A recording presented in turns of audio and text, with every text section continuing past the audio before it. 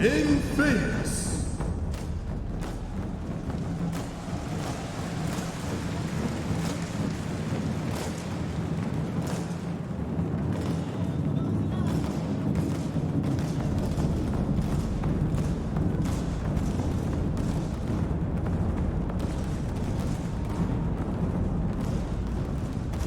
King Game.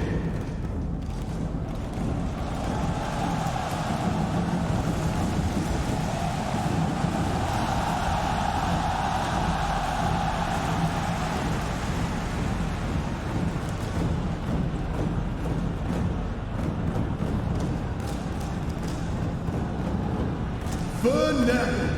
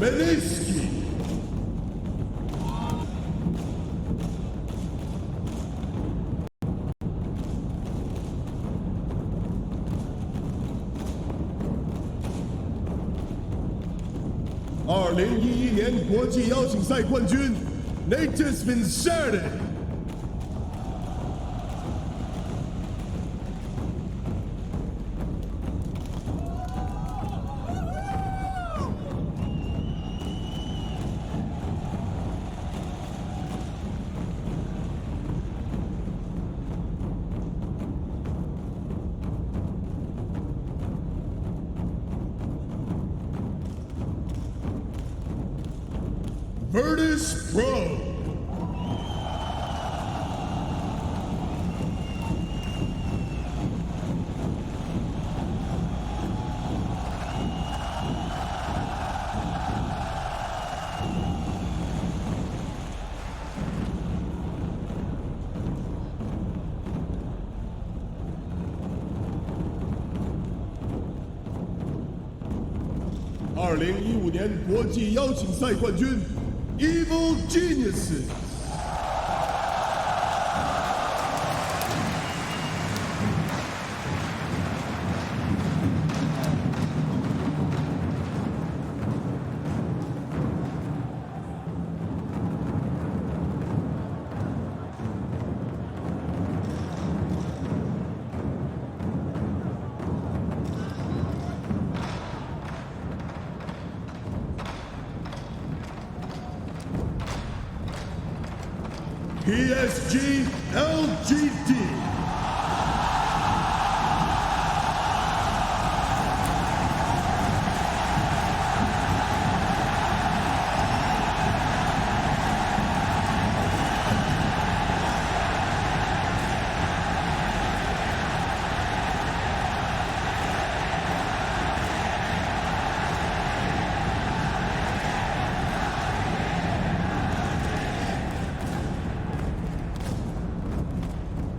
2018年国际邀请赛冠军 OG。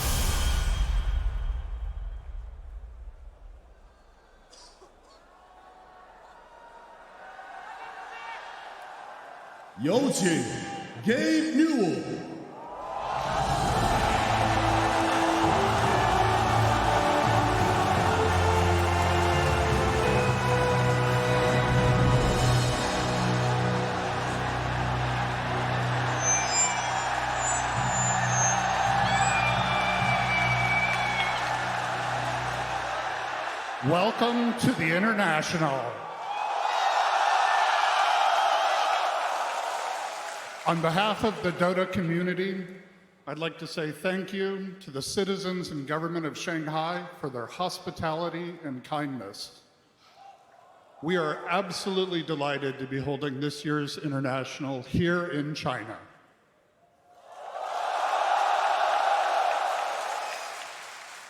My biggest question, are we going to finally have a repeat winner? Let's watch some Dota and find out. 谢谢 Shanghai.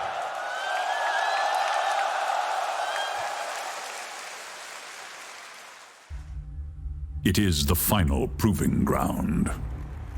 The arena in which legends are born.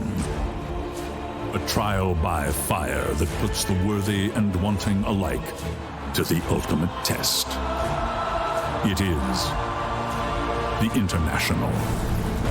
A tournament that summons the world's finest Dota teams to wage battle for the Aegis of Champions and carve their names into the chronicles of history.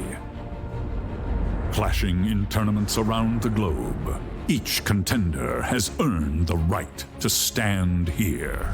For some, the road called upon the consistency expected of champions, and a resurgent power rose to join them at their best.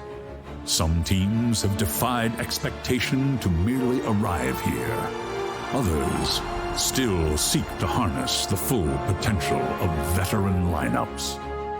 They gather now at the chosen place, Shanghai, where the fire of the faithful burns bright and a legacy of Dota triumph runs to the very core. Each team must run the final gauntlet, where one moment can spark the rise to greatness, and a single misstep can bring it all to ruin. 16 teams compete for ultimate glory. Only one can claim immortality. Who will emerge victorious? The battle begins.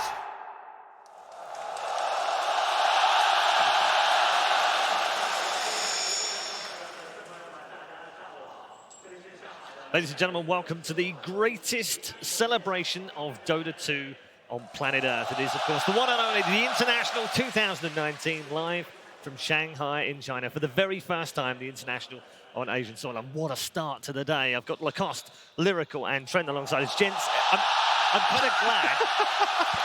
You might have noticed it's a little bit noisy in here. It's absolutely packed to the rafters, by the way. Gents, I'm glad we don't have to break down and analyze the opening ceremony, because I don't even know where we begin. Maybe with Ice dodging through rather than doing that. I don't know. What a great start. I mean, it's amazing that an opening ceremony can make me kind of forget that we just played all those group stage games, because none of that matters. What matters is how you perform here, and I think that ceremony just, it gives you the shivers, man. It does, doesn't it? I mean, some of the videos in the middle as well, Lacoste. So I saw, you know, some old stuff. You were back there in the I old was days. there, but there was no shot of me, sadly. They showed only the good players, but it still gives me chills. I could actually see my hair on the hand getting up. I mean, it's extremely good to be here in Shanghai, China, and this is what we want to see. This is the most beautiful time of the year. Yeah, it is. Lyrical, what did you make of that first 20 minutes of the day? What a way to start. It just blew my mind. It was unbelievable. And like every single moment of it too, you could just hear the crowd reacting. I've never seen it this big.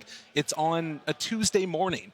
And they're all out here. It's 9 in the morning. What the heck's happening? I came in and I kind of just, you know, we sat down and we kind of got ready. You just kind of look around and you go, holy crap, they're packed. How did they all get in here? I didn't even notice them. And then you know, opening ceremony started, that noise. You'll hear it come through our mics, I'm sure. But it's absolutely incredible. Trent, I also had, I was measuring the cheering levels. Yeah. Because, you know, suddenly I was like, oh, wow, they really like Team Liquid. They really like Virtus Pro. I don't know. It's just crazy. It worked. The jerseys, right? The jersey, the panda. Yeah. No, they were thinking ahead. They were so smart. They were so smart. I heard he tried something similar. It wasn't quite as loud, but you know, there's a little bit of a All right, cheer well, we're for going to it. get more from you guys because we've got plenty to talk about before we head into analysing, I guess. Let's loosely call it that. But of course, we want to introduce you to more of our broadcast team, two of which are they're like the Abbott and Costello of Dota 2, or the No Tail and Fly. No, actually, Casey Slacks, rescue me.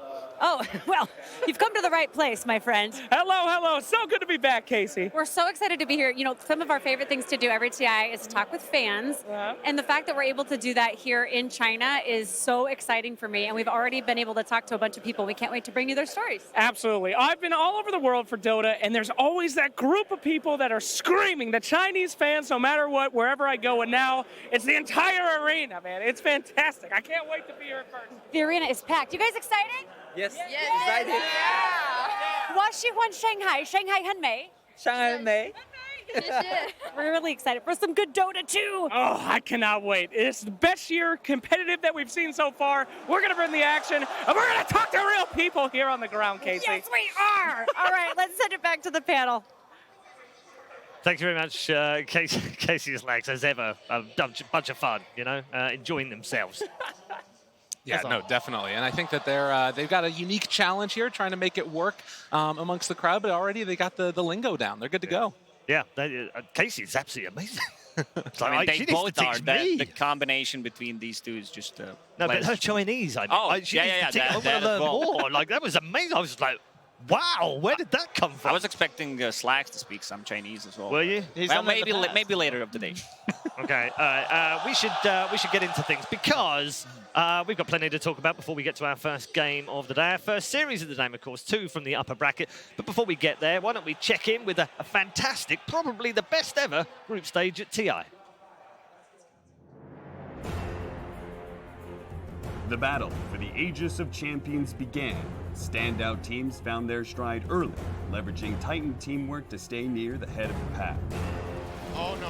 Oh, Nico. He doesn't have buyback and Marvel. The Ravage. It hits the back lines. KP's gone and the double Laguna through the Grimstroke. You didn't even need to refresh it for that one. Get ready. They're just going to end it. They can end it because of that. Look at this. The Ana IO. They're just going into there. They can't do anything. They're all just spraying. But the buyback comes out immediately. Triple kill for Paparazzi. This man smells blood, wants to find the ET. He did so much damage to me earlier, but I'm going to get him to ultra kill and kill you off as well. Not Earthshaker anymore. Oh, he's back. He's back again, and Earthshaker, the switch back forward, finds the rampage. Each group was stacked with the world's finest Dota talent, and nothing in this world comes without a fight. Gabby's in trouble. Gabby's shot down. It's Nisha with the triple kill. And he may not be done yet. The multicast come out, but it was Lotus. Nisha's ready to turn. He looks to Cuckoo. That's going to be an ultra kill. He's not done yet. Stepping forward. He's just shooting them all. Nisha, he's got a goddamn gun inside. He's killed the rampage side. Come on, side. They'll kill Miracle. Miracle holding on to the buyback for now. Now her buyback GH with a freezing field in the midst of it all. The big they get Miracle. The 2-man vortex. He's zipping around. They're popping down the ranges. They've got Gabby. They're going to look towards Cuckoo. They'll get Cuckoo as well. It's a double kill for GH as Liquid are holding. Another bash off the back of the belt. The duel is out, but it won't be enough. E-Blade Pop trying to actually protect the Legion, but she's already down the Requiem. It's so far away. I need a binoculars to see that ability. That's GG. Infamous are calling it. All the confidence is gone. Veteran players had to find the will to triumph, forging order from chaos to give their teams a glimpse of light.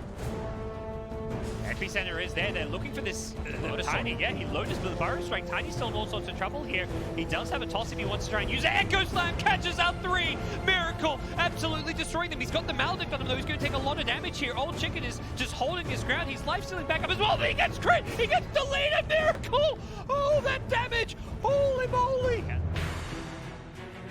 That's easy, slow on life. He'll try and hit your Rhinans out of S1 to get the hell out of here. Burrow Strike in 1 second, but the mana, it got taken away by the Mystic Snake. They have to pop out. They have to fight. At least he'll be able to get 1 die back over on the Tusker, or maybe he can get more. A double kill for Arteezy. A triple kill for Arteezy. He's just turned his crap up. Ultra kill, giving the Rampage to Pat. After 4 days of grueling battle, the field has narrowed. For those who survived, the ultimate test on the main stage awaits.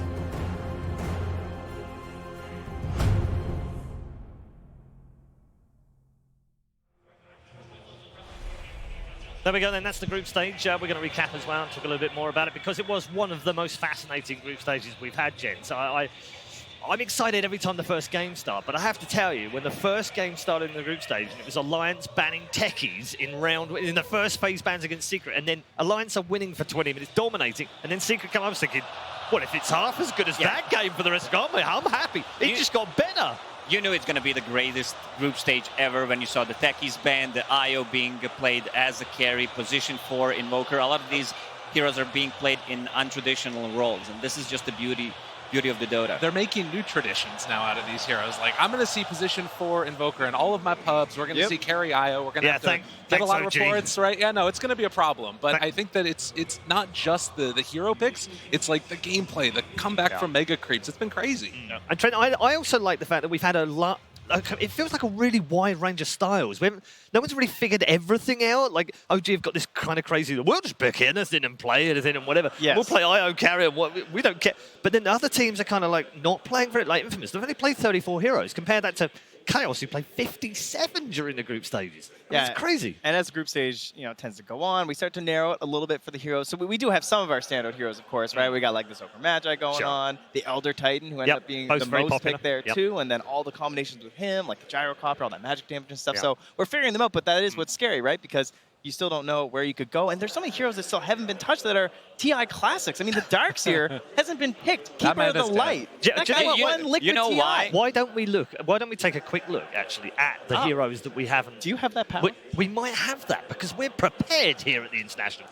So let's take a look at the heroes that haven't been played yet, because there are only 7 of them. Yeah, if you buff Darkseer, he's not going to get picked. That's just the way it is. Wait, in every single patch, he gets a nerf, keeps being the first ban, first pick material, and now he gets 25 damage on the vacuum. That's a good point. Okay, let me ask you this. Out of those 7, which one is the most likely to still be picked? Which one might get picked? I would probably say Darkseer simply because of he's Darkseer and the off lane is still a little sketch to me right now. That Ogre gets banned out. The Ench is banned out. So Trent's I don't know. I'm not sure Darkseer? about that one. I played a lot of Darkseer. He feels terrible right now. This hero, like, you could pick anything else. You can run CM off lane and you're going to be more for your team. He carried you. You got like 2,000 MMR by playing and then they nerfed Darkseer. him. And you're going to turn on him like that? All right, it's going to be Ursa because he owns Darkseer, and it doesn't matter. They're going to be able to pick it up. All right, one of the other things I want to bring up, and we're going to show you kind of some notable stats from the group stage. We played 144 games during that group stage, and we averaged nearly 50 kills per game. 50 kills per game. Everyone's like, Dota's pretty quiet these days. Kind of, That's not quiet. Hold on, that's not quiet. That, ladies and gents, is the horn, which signals the start of day 1 of the main event. I'm very, very afraid. I don't know if I'm ready for the hype levels that's bringing out right now. It could get very hype in our first game of the day. Virtus Pro versus PSG LGD. I mean, the thing that's crazy is that this is how TI has started before.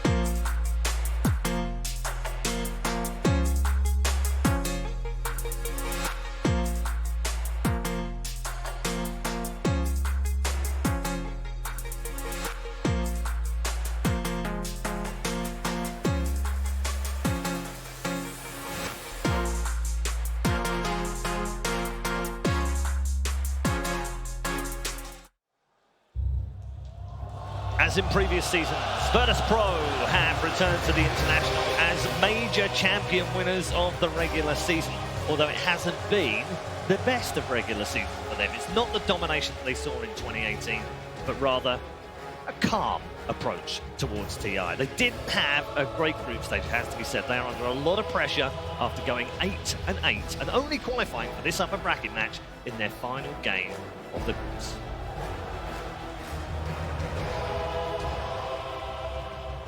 Virtus Pro settle themselves down and await their opponents, who will get a rapturous applause from the hometown crowd.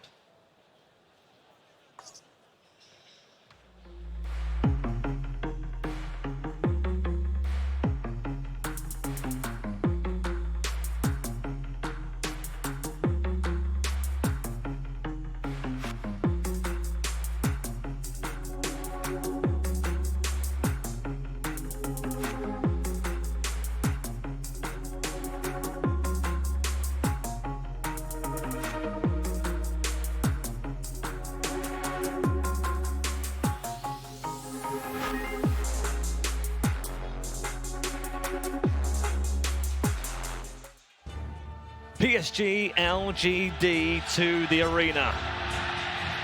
And the chants have already begun. If Virtus Pro had a pretty average season, PSG LGD had a terrible regular season comparison. No majors to their name, didn't look all good all the way through, have struggled in plenty of those tournaments as well, but they've come here with one purpose: avenge the defeats they suffered 12 months ago in the grand final to OG Esports, and do it on home soil and become first-time champions of the International. It's incredible, actually, gents, when I think about it, that LGD, this legendary name of Dota 2, has never taken the Aegis. It's pretty unbelievable. And at various points, they've had a couple of different teams that have been up in the top echelon. I think back to TI9, you know, LFY and LGD, both making it up there, and it blows my mind. I have to also say, I think I need to go to a doctor because I've had goosebumps for the past hour. It's just, it keeps going. It's fine. I think if you have got it, it's spread, because I've got it as well. I've seen the Koss rubbing his neck a little bit and stuff, so I think we've got goosebumpitis. Oh yeah, I mean, this is actually extremely exciting. LGD, FY was in 2 grand finals of TI, but never, the only player never to won them. 2 and not win. Yeah, and I love what Poppy said, that China is the cradle of Dota. When no one knew how to play Dota, we came into the China misery with not eHome and the LGD International to learn how to actually play Dota. Yeah, they definitely set the early meta of this game. I think you should go back, you know, learn a little bit more about Buddy. Just spamming some pudge in the pubs. Do you know, I was actually thinking, you guys have been fairly civil and polite so far. I was expecting a bit more spice. We're going to save it for a little bit later, right? Wait till things get a little, you know, when you need it. Yeah. For now, we don't need to do much because the crowd is kind of carrying us here. You know? Let's talk about these two teams in group stage, Trent. 8-8 for Virtus Pro, struggled for the most part and only got through on that final. That one game is effectively a best of one for the upper bracket, which they won, obviously. PSG, on the other hand, that have the second best record. And when you look at all of the stats, they feature in the top 2 or 3 teams for most kills, least deaths, best GPM, least deaths on a play. You know, they're up there in the top 2 or 3. Virtus Pro don't feature in the top 10 for anything other than deaths. No, and they started okay, right? I mean, they're coming to this tournament. They won some majors, you know. Well, a major. You know, like, it's Virtus Pro, of course. I'm going to go for Virtus Pro, right? These are good players. They've had their historic struggles at TI. I mean, we're not going to lie to you. I mean, that wasn't going to happen.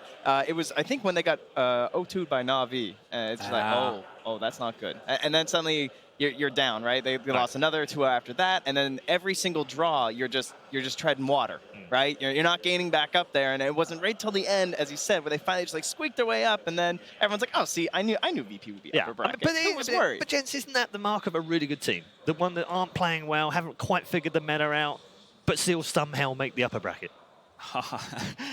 Well, you need to play good all the time, and I mean, fans were a little bit considering whether they're going to make it or not, but this is not the VP that we're used to. Like, we know the full divide Dota where they go all in, the aggressive, you lose 1 or 2 heroes and suddenly you don't have the Raxes, and this is not what we've seen from Virtus Pro. To your point, though, the thing that I was going to mention is that it felt like they had different ideas coming in when they started compared to when they ended. Right. You look at it, it's like Leshrac and Vengeful Spirit. They're the only team, except for one, that played Vengeful Spirit. They all lost every single game that they played with it. So if they can just get through on pure skill, it's the type of a team that can come back and really make a run. Yeah, later on, they seem to have moved more towards PSG playing Ogre and ET straight away, so they kind of figured it out.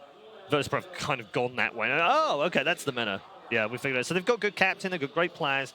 We know they can come back. But what is it about TI, Trent? Because they don't perform here. They did it in 2018, they did in 2017 either. I think for both teams, right, after these performances, when you feel like you're strong teams, you have that question of just like everyone's looking around the room after the game ends like, all right, guys, what's going on? Are we staying together? What's the plan here? And Virtus Pro, I think, was a team that a lot of people did not think would be staying together, if I had to guess, after last year, right? I would have expected some sort of changes or something, but no, they stuck it out. They did. Yeah, that's true. Yeah, they went for that sort of a change, the shift the blame scapegoat kind of change. Perfect. Yeah. And then LGD was kind of the same thing, but, you know, it's second place at TI, so that I can more understand, right? We feel like we can make that change, and we can do it. So both these teams coming back again, same guys, but hopefully fresher and stronger. It's funny, actually, as well. PSG didn't have the best of seasons. Didn't win a major, obviously, weren't very competitive. They were fine, but they weren't greatly competitive. Weren't up there with the secrets of this world.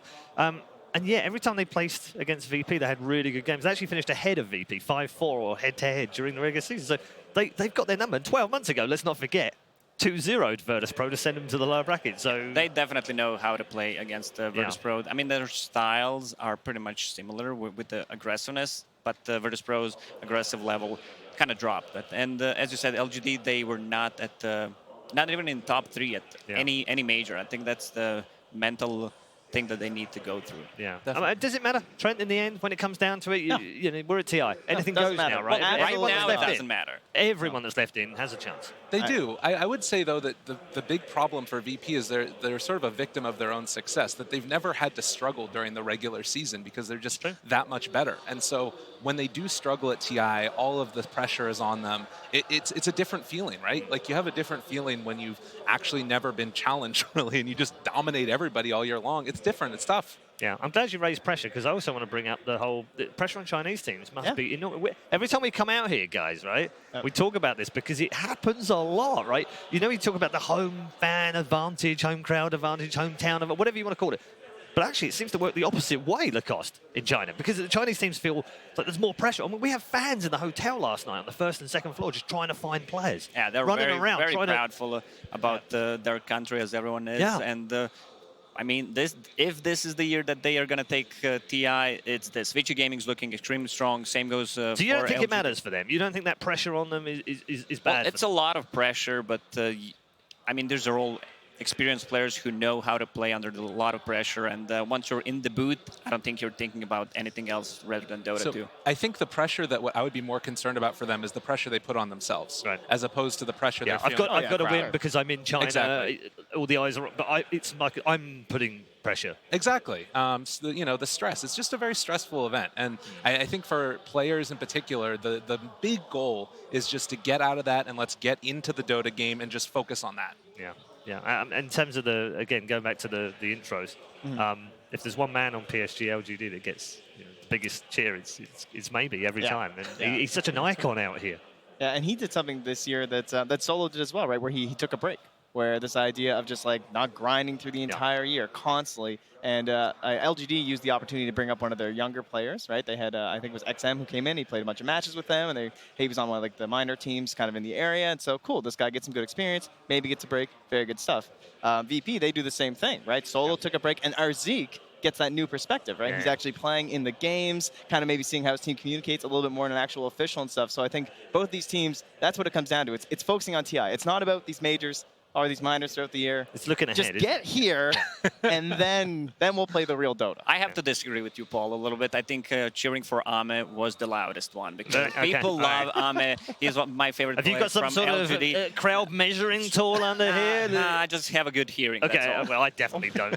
So we love Ame because when he plays Dota, you know something good and bad is going to happen. Mostly it's good, but they've been picking a lot of Void. And this is the hero that either you look extremely good or what is this guy doing? And they picked Void 4 or 5 times. 5 times, 4-on-1 stage. Yeah. stage. And he tended to look good. We should say that. There Most too many for now. Exactly.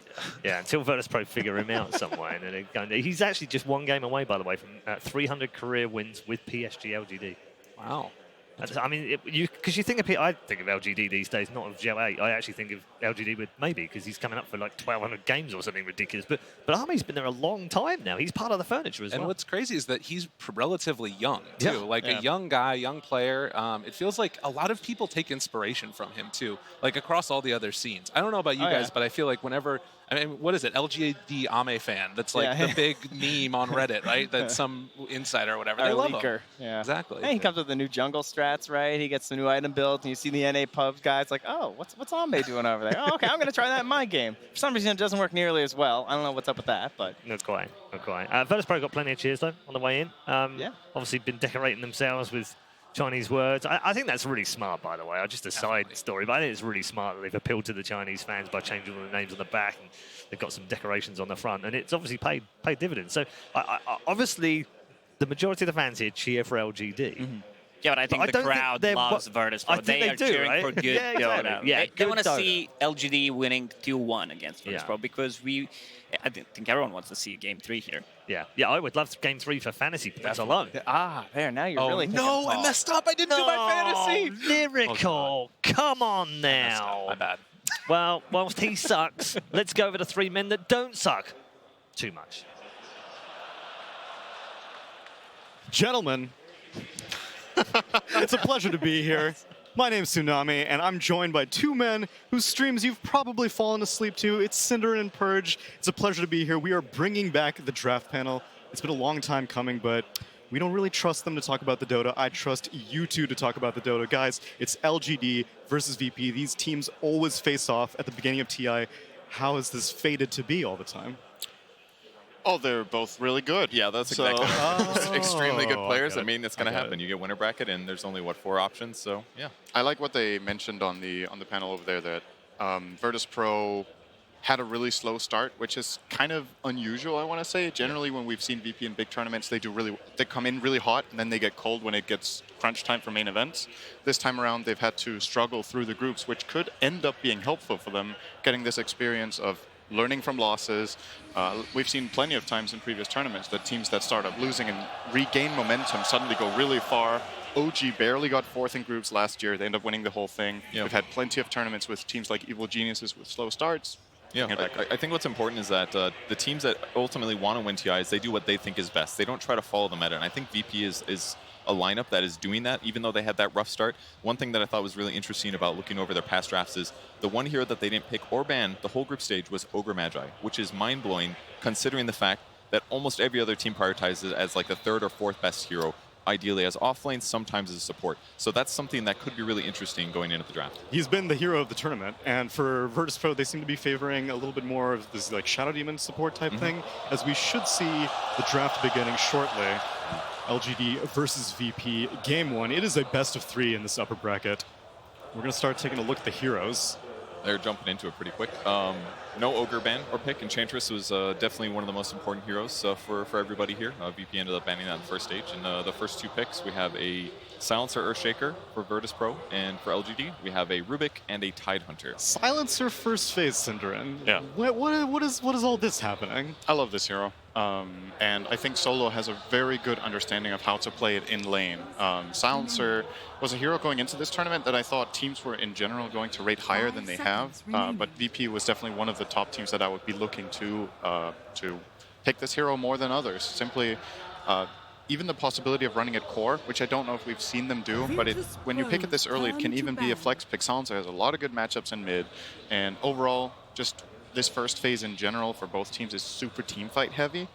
So I think both teams are coming in with this plan that, all right, the way we're going to be playing this first game of the main event will be centered around taking really good teamfight executions. And yeah, Silencer breaks that up really nicely. It'll help a lot against the Rubik and the Tide for sure, because then if you do start an engagement, at least in the first or early part of the game, you can prevent some steals, you can make sure that the Ravage comes late or something like that.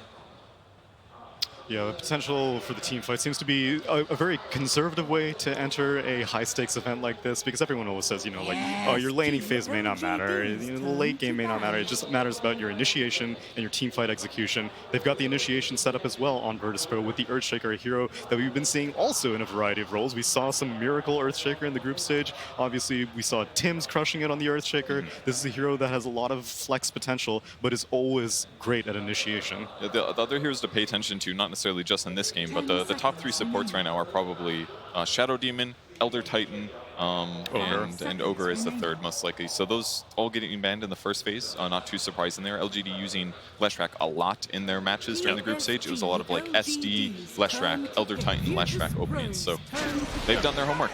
Something curious about this draft is when you think about the pick order, when we jumped in, we saw the 2 heroes from either side, but the pick order of this game was the first pick Silencer. Correct. Into Tide Rubik, who we're saying Silencer is good against, and then they picked Shaker into Rubik, which is a classic Shaker counter pick because you can steal the Fissure. So it kind of feels like both teams have an idea, and they don't really care too much about what the other team wants. They're just like, we have our strategy, we know how to play this, you guys can try to counter us. Let's see if you can beat our best strategy. So now that we see the Gyrocopter, you're telling me that VP is going to pick up an IO? You got to keep up in the arms race every single time. We've seen a lot of Gyro have success. In fact, surprising amount of Gyro having success, probably the most popular carry at the group stage, and most of it was without an IO. Yeah, it's definitely the most surprising carry trend for me, at least, because classically its strength has always been linked to IO, and the IO still seems kind of good, although in this tournament, not a hero that's been massively banned, so maybe Valve and IceFrog finally pushing it into the right place. But Gyro's strong because he can lane quite well. He does damage just with having levels, essentially. He's gotten some base damage buffs as well, so he lanes kind of okay. And most importantly, the early rotations. You leave your lane with those extra levels you've been given by your team, and then you make kills happen in other places. So he helps scale and tempo in the early game, and then in the late game, he can itemize pretty effectively to be a hard carry. An added benefit of this hero is also something I've noticed from LGD. They love picking this hero when they're second pick, because something you're struggling with when you go into the second phase of the draft, the second pick, is that every pick you take, the enemy gets a counter pick. So ideally, you want to, in this phase, grab heroes that can fulfill multiple roles or go to multiple lanes so that the enemy team can't just target out one of your heroes at a time and just beat them in lane. And Gyrocopter for LGD, oh, that's the first brew pick of the tournament. Let's go. Knock down one of the unplayed heroes. Brewmaster has finally been selected. I'm surprised because when I saw him in the graph, or the chart earlier, I thought, oh, Brewmaster's not terrible. No. He's very good at team fighting. That's one of the best benefits. So between Brew Split and Global Silence and Earthshaker, they should have some nice team fight advantage. You can take one guy out of the fight. That could be Cyclonian the Gyrocopter, for example. And then you look at LGD's draft and you're like, where's your damage? So there's laning potential with the hero. His Ags was changed recently to increase the movement speed of the Brew Splits. There are some options with this hero, and I'm surprised it took this long for him to get grabbed. Well, Pasha is an accomplished Brewmaster player. They just needed to barely edge their way into the upper bracket, and they're like, now that we're here, now we can start playing our real heroes. They actually diversified their drafts a lot more than a lot of other teams. They didn't stick with the same core heroes. They were trying things out. Could be a sign that VP has some plans, that they're just trying to feel things out. They know they're a confident team. Wherever they land, they'll do well. And the Ogre does finally make its way in. So just to finish off on the Gyrocopter, we get a very quick counter pick to the Gyro here with the Morphling. Very thick. I don't think I wouldn't consider Morphling in that category unless, well, you got to go all strength, full strength, and then you're thick with 2 C's. Morph can turn into whatever he wants. If he's feeling thick on the day, he can go that way. I'm thinking he's feeling like Gyro on this day. He's feeling like Gyro on this day. Clear counter pick. But correct me if I'm wrong. I think LGD have mainly played the Gyro mid on Somnus. I think they've played a carry once or twice, maybe. And obviously that's a clear advantage here. But one of the great things about Morphling is I talked about how, well, you can't really counter this guy in lane necessarily because you don't know which lane he's going to. But regardless of which role he is, Morphling just takes advantage of him being in the game. It doesn't even matter how much farm Gyro has. As long as he has the levels so you can turn into him and get the flak cannon, you can do massive teamfight damage. And what we're expecting to see as well is that he'll be Gyro early mid-game, and by the time he builds an Aghanim-Scepter, then he's going to turn into the Earthshaker. We saw tons of teams abuse this. It is really strong if you get to a decent mid-game. Yep. There's the fact, something that's kind of a luxury on some heroes, such as Morphling, is when you have multiple options. It's always nice to have these heroes that you go into a situation and depending on what is going on, you can choose which way you want to go. It's also one of Invoker's conceptual strengths as a hero, which we haven't seen too much this tournament, but Invoker's ability to just, you know, okay, this is this type of fight, so now I'm going to use these spells. This is this type of fight, I'm going to use these spells. And that's kind of what Morphling can do here, right? Is this a Shaker fight? Is it a Gyro fight? If we get the jump, perhaps even when you have Ags, there will be fights that maybe the Flak Cannon is more valuable. And yeah, we're going to have to see what type of fights VP get themselves into. Maybe even a Brewmaster, potentially. The third passive, Drunken Brawler, is really effective for giving you a lot of crit damage. So in short periods of team fight, you could jump in, slow the whole team. Even the second skill, I think, is generally pretty underrated. I can't remember the name of it. The one that gives essentially like mischance, kind of like reverse blade mail. I always assume it's Drunken Haze. Brawlers when you're yeah. punching people. Haze is when people are wasted. That skill can also be pretty effective depending on. Isn't it called Cinder Brew? Cinder Brew, that's the one. Is it? Yeah. I would know. He's I'm correct. Cinder guy. Oh, that's closest to your name. Yeah. Ask me Shadow Demon skills. Go ahead. Release poison. I knew you were going to ask that one. Demonic something. Demonic something. Release poison. VP obviously looking extremely reliant on their team fight. Being able to bring in the Silencer means that, like you said, the Morphling has the luxury of choosing which of the heroes on the field he chooses to turn into. Obviously, we're assuming that he's going to get an Aghanim-Scepter fairly on. I can't see any reason why not to. The Earthshaker is just too good potential of a morph target. It's super strong. However, one weakness of VP's lineup, we've been talking a lot about the strengths of how good teamfight they have. They are at a massive cooldown burden.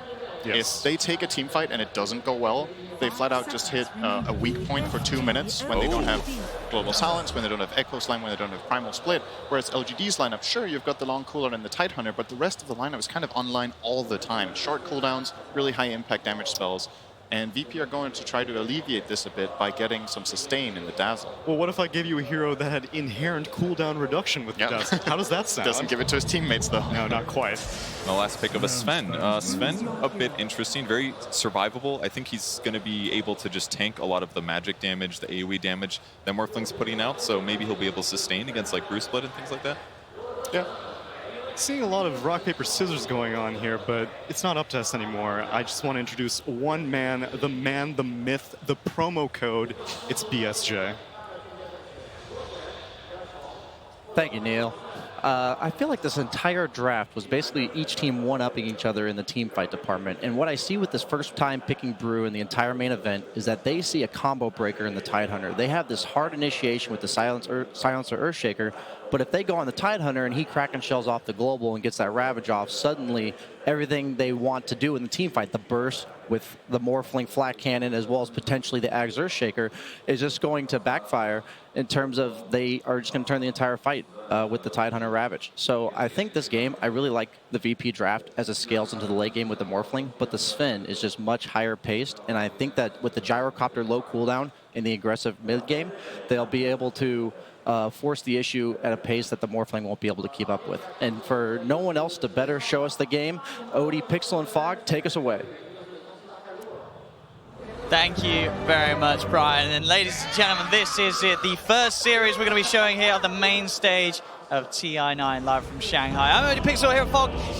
As Brian said, it really was sort of a one-up of each other with this draft. It was. But I really feel like the biggest one-up of them all was that morph. There was no hesitation there from VP. Yeah. They saw that gyro. They were picking that morph straight away. Especially when you have the rest of the setups, right? Just like they were mentioning, it's not just that gyrocopter. They have their own backups too with that Earthshaker, even with the Brewmaster, who is the first pick. And also, let's just be really happy here that we're on the first game of the main stage, and we got an FY Rubik. We got an FY Rubik. We got an FY Rubik. Oh, we do. And I love when we see like Rubik and Morphling versus each other, because we're going to see a lot of like, it's not like spell steals, but Morphling kind of has that little like spell steal factor with him as well, right? So we could see like 3 fissures inside of fights definitely coming out into play. So we may lose track of whose spell is whose. They're going to be thrown out everywhere. Oh, yeah. And not just sort of the Rubik, the opening to this draft, it felt very sort of old school, right? We're getting like this Rubik tied on one side, this silencer being thrown in by VP, something that we saw them do a few times back in the Epicenter Major and have a lot of success with.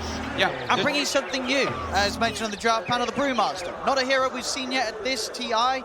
VP, as always, the team that you can expect to do this, they're breaking in with something a little bit different. Yeah, I agree totally with what they're saying about like trying to break the combo. They see the Tidehunter picked up early. They're like, all right, Brewmaster, hero traditionally not picked too much, but versus that Tide, you don't have to worry so much about him cracking showing stuff off, because you're probably just going to be searching for him in the fights just to throw him up in the air with that Cyclone of the Wind Panda. So I think the other thing they also went for is what I was talking to teams about, why Brewmaster wasn't really getting picked so much, is because his laning phase is pretty bad right now, is what they all were in consensus with.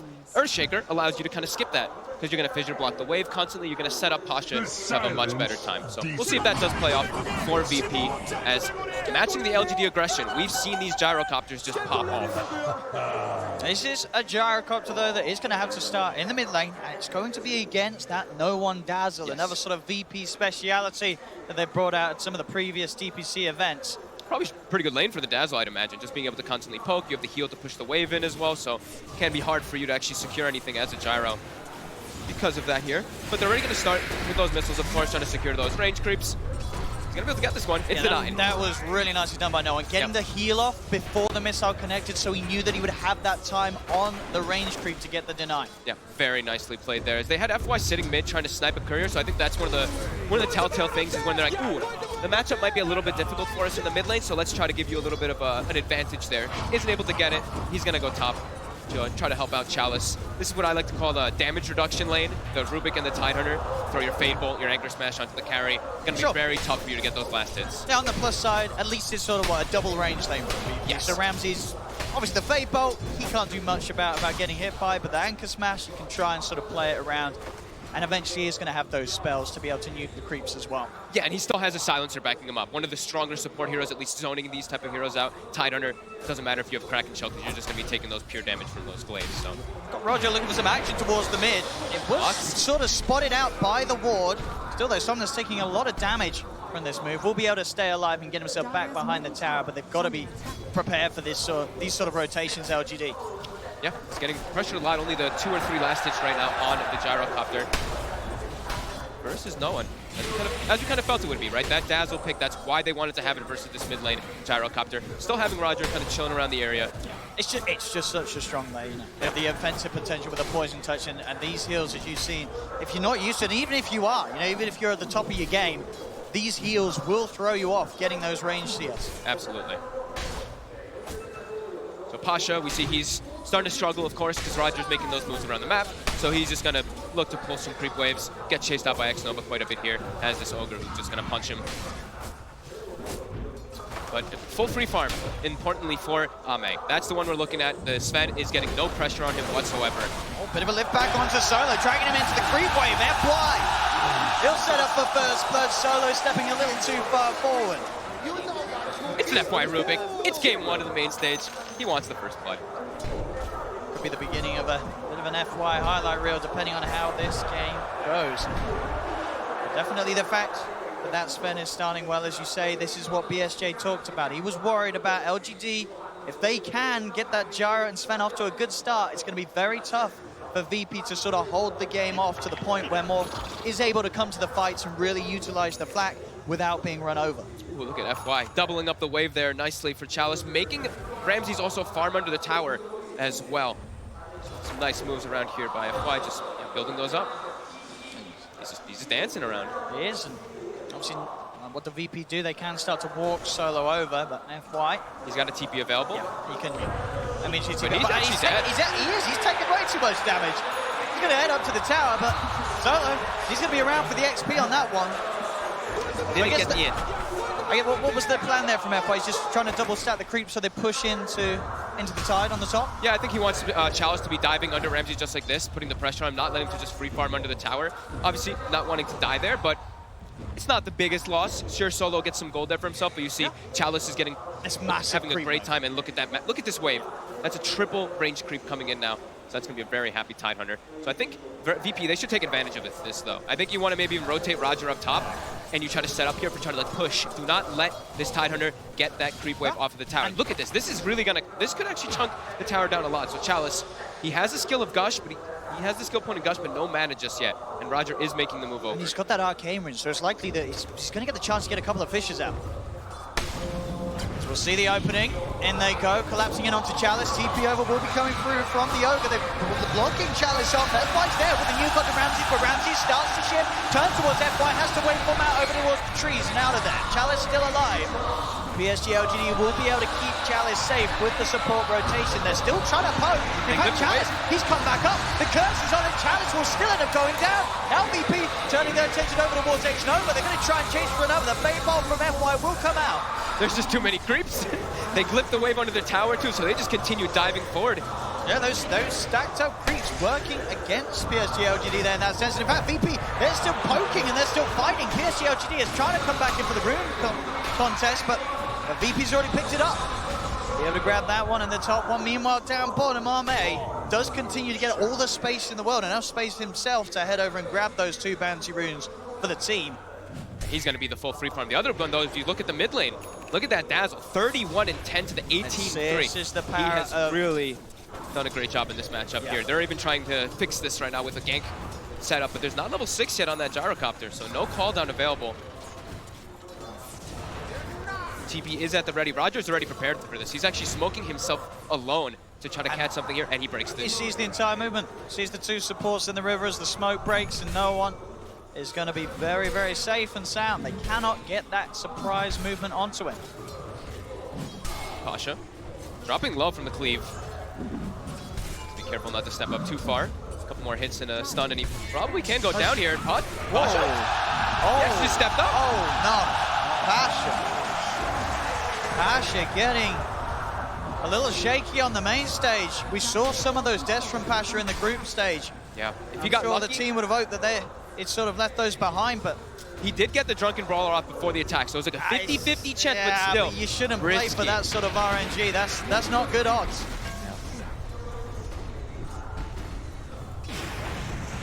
Do also managed to get the courier here.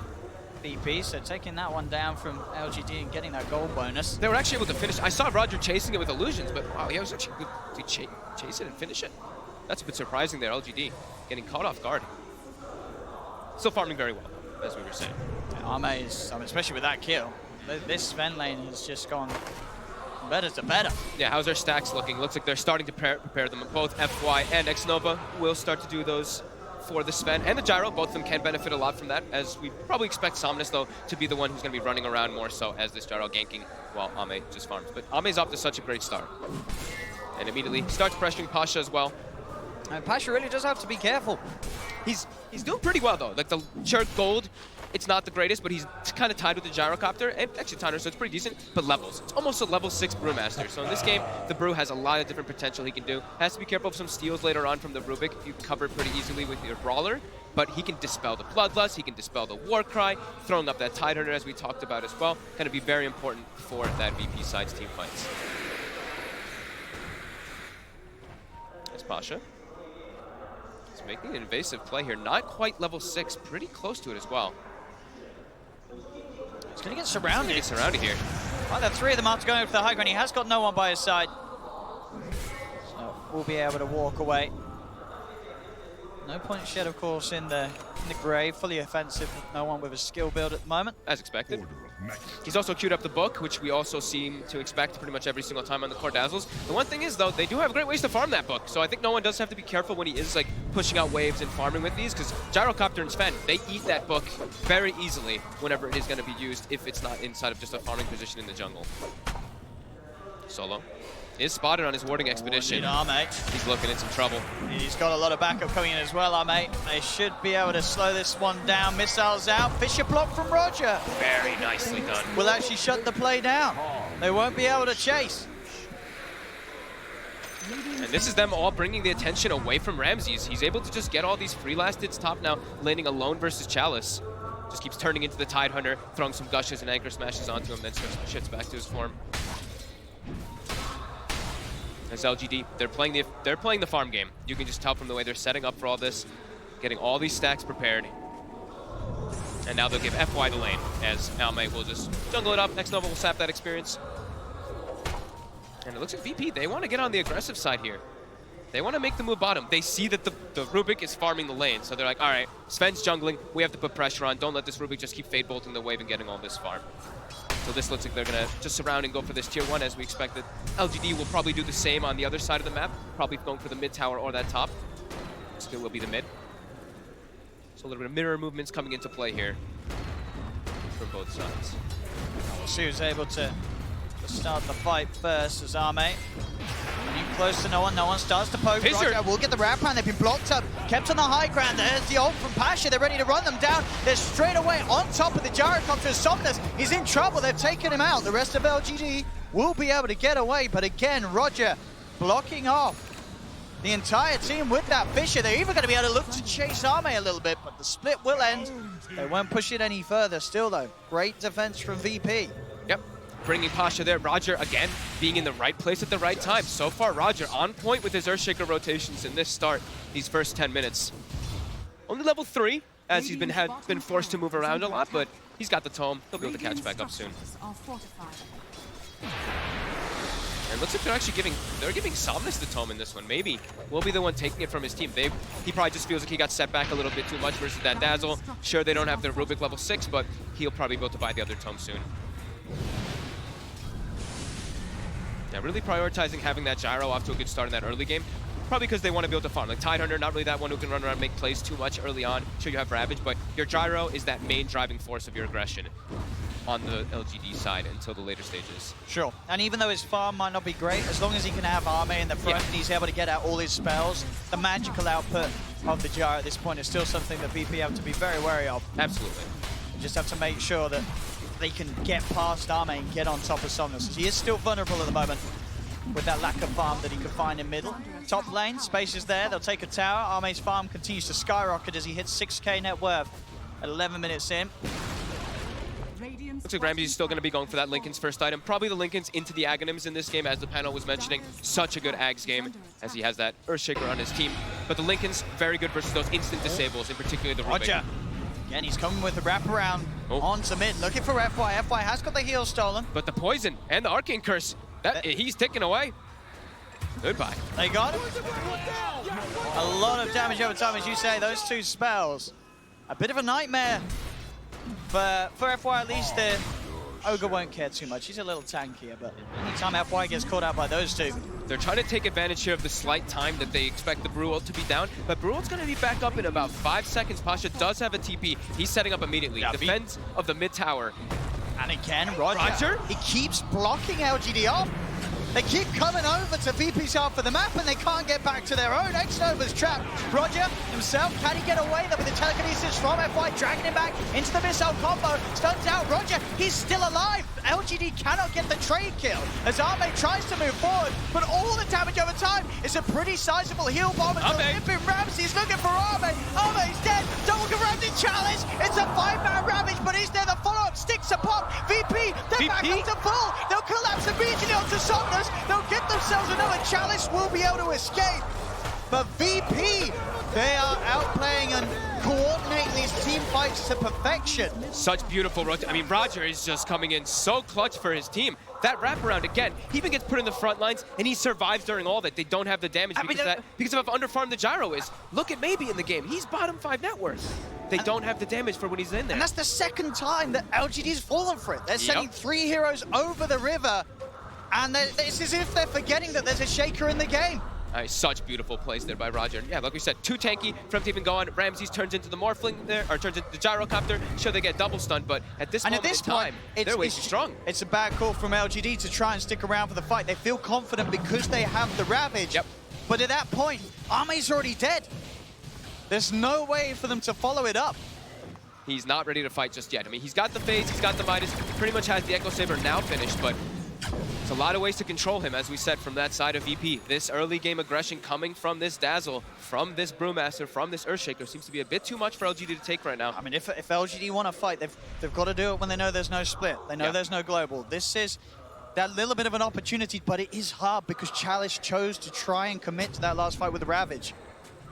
And we saw too, right? Like right when the Ravage went off, we saw Solo pop the global before he gets hit by it. So there's no follow-up. Even though in that instance there probably wasn't. I mean, there was like no one around anyway. But yeah, just to see what the plan is, why they wanted that silencer. Still, the net worth very close due to the fact that Arme, even though it was taken out, was able to get back onto the map, and with that Midas finished Echo Saber, he can keep that farm pace up very high. The gap is being closed between himself and Nolan and Ramses. Both the Morph and Dazzle race to get on par with the Sven's farm. And if VP are able to start to gear up and push around this Dazzle and his Necro, but getting those towers, that net worth will swing even further in VP's favor. I mean, the Necro one, and then he's already queued up the mech. He's going straight for mech, trying to deal with all that damage that can be coming out from LGD. They're going to be able to counteract a lot of it. Not just that, they're going to get a couple timings together, it might seem, here for VP, as the Blink Dagger from Roger is only 600 gold away. And if we look at the initiation from LGD, it's kind of limited until they get that like Blink Dagger either on the Sven or on the Tidehunter, which they both do have queued up. It will take them some time. So Roger could come in really clutch if he's able to get that one at an early pace, and they're giving him the farm. Very close to that Blink. They're all already grouped up. The Brew Split is available again.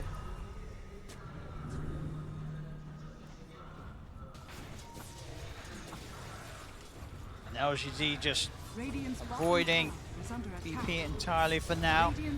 See if they do anything about this tier 2 tower push. TP does come in from X-Nova with their push of the Necro, but VP doing a lot of damage to this tier 2. LGD will start to get close to the tier 2 top. Maybe think about looking for a trade, but it's not going to be easy. Bottom lane, Pasha trying for the wraparound. X-Nova's already out of there, but the tower goes down for the 16-minute mark. VP continuing to keep the pressure up. X-Nova. They want to try and dive this. They're going to. Ramses goes straight forward up to the high ground. X-Nova's dead. Killing spree for Ramses. TPs will start to now come through from PSG LGD, but VP are able to easily back off, get themselves out of there. they got what they wanted. They can get an extra kill out of it. They've got map control too. LGD not looking to want to fight until I believe they have those blinks. I think they need some easier ways to set up the fights to be able to just instantly kill someone on the side of VP. VP, when they're all rallied together, they're just seeming way too strong right now. And now the Blink Dagger is already finished up for Roger. I believe it's coming out on that Courier. And it's just the way that VP's playing. I don't blame sort of Brian in the analysts at the start. You know, you look at these lineups and you think, well, the Gyro Sven, they're going to be able to play the fastest. There's a Morph. He's going to need time. But Ramses is actually able to get really active across the map because they have this mid-dazzle. No one's just this force that enables the Morph so early on. It doesn't matter if Ramses is committing, getting low on the HP, because there will be that burst heal and time for him to shift back. He can play so aggressive, and it's catching them off a little bit. Now down bottom. They don't have enough. The split's going to be out. They're going to look towards Arme. They're going to surround him. Another heal bomb for no one. Bringing Arme down low. Pop the war cry. They left him. He's been abandoned. They've abandoned him. They know that there's no hope for Arme. As VP making moves there with just the two of them, taking down Arme, the most farmed hero, of course, on LGD's lineup. He just gets shredded by these heroes. Yep. Pasha in this game, just be able to get how much he got down bottom because of the fissure blocks and everything from Roger. I'm definitely going to be giving Roger a lot of that credit there for that, the setup that's going on for the Brew. He's able to do so much, and now we're wondering, why is Brew not being picked a little bit more? You see how powerful it is. Whenever he has the ulti up, LGD's just booking it. Apart from that one death in the lane, but hey, you know, it's the first time the hero's been picked this TI. It takes a bit of warming up. Sure. I mean, he's still got so much done. And he is. With the combo. He's in the zone now with Pasha. Yeah, with the Dazzle, it's seeming really powerful, really potent, how much aggression they can really start over the early game and just allow Ramses to pretty much do whatever he wants. As Ramses, he's gone greedy. He actually had the gold for the Lincolns, and he's like, find the point booster.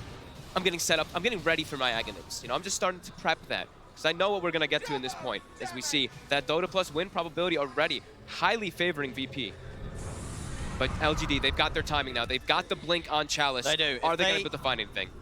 But at the same time, there's also the potential of the global science. They'll find Solo, so there won't be a global. Or maybe there will. He's actually still alive because of the fact that Roger's able to throw himself in. Global's out. Roger keeping Solo safe. The heals are there. Chalice will now pop the Ravage on Ramses and will get the Morph kill. It's a big one for LGD, but can they find any more? They'll start to move across to no one with a Gush. Another curse thrown out by Solo onto both X-Nova and Chalice. They're trying to chase for more here, LGD. They know there's no Brew split. That's the one thing. They're playing around that long cooldown timing. Trying to pressure on. Looks like he may be a little too deep for them to continue to dive.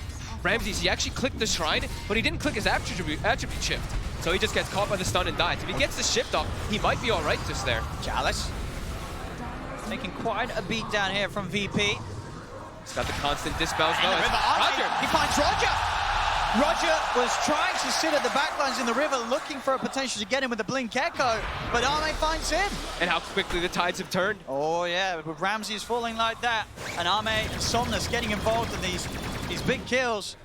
The slight gold difference swings back in LGD's favor. Now you have to be wondering if how painful that point booster picked up by Ramses was. Instead of having a Lincolns in the fight, he would have had it finished. He had the gold when he went to go purchase it. If it gets punished for his greed. As not only just that gold lead swing, you see the experience. It was 2K in advantage for VP. It swings heavily up towards LGD. Let's see how the gold swings here around these runes. Bounty rune wise, LGD, they've got heroes set up, down, bottom. They're going to be able to get the majority of them. Oh no, wait, it's 2 for 2. 2 for 2. 2 for 2. Pasha was able to get both of those. The bottles sometimes confuse things. But they have their it was 3 for 1, right? Yeah, it was 3 for 1. 3 for 1, you're right. Yeah, the bottle confused I saw an illusion. Yeah, confused me as well. Maybe question myself, but yeah, they did manage to get the majority LGD. Yeah. Now they can go into this Roche split. They have their Brew split. They know that LGD does not have their Tidehunter Ravage or that God Strength, actually. How long? Yeah, still a bit of time to God Strength. Yeah. Can they still try and push VP out of the pit? Still sitting around the area. If they could time it right and get him with the stuns. There's 15 seconds without God Strength, but they have BKB on the side. Poking Chalice. He'll jump in to get the vision. Stun out to Ramses. Now the Primal Split comes out from VP, and Now it becomes a lot harder for LGD to get close to the pit as Pasha will be able to hold the team away, get that space for Roshan to fall and Aegis to be claimed by Ramses. They might look for a fight anyway, though, on LGD, because they know that there's no split available. Chalice is committing forward. They're going to have Ravage. They're going to have God Strength and BKB on the Sven. They want somebody here. They are committing far.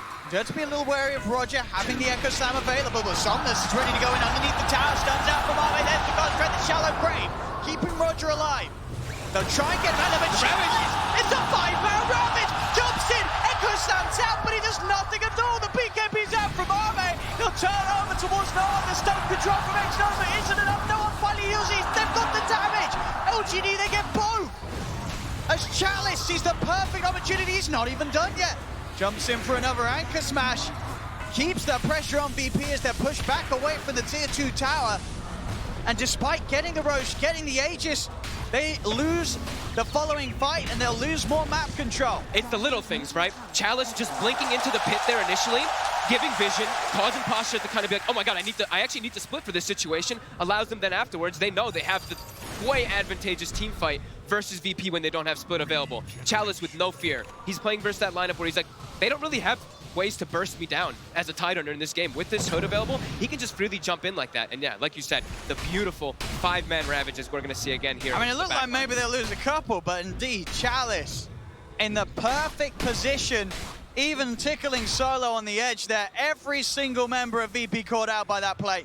And Pasha, you can tell he was like, I'm not liking this fight too much. He was even starting to TP out. Someone made the call, though, to try to keep it going, and they ended up losing a couple heroes there. It doesn't get more perfect than that for this side hunter. 5K lead off the back of those plays. Roshan gone wrong, but not in the traditional sense. Where VP still managing to be the ones getting the Aegis, it did not matter.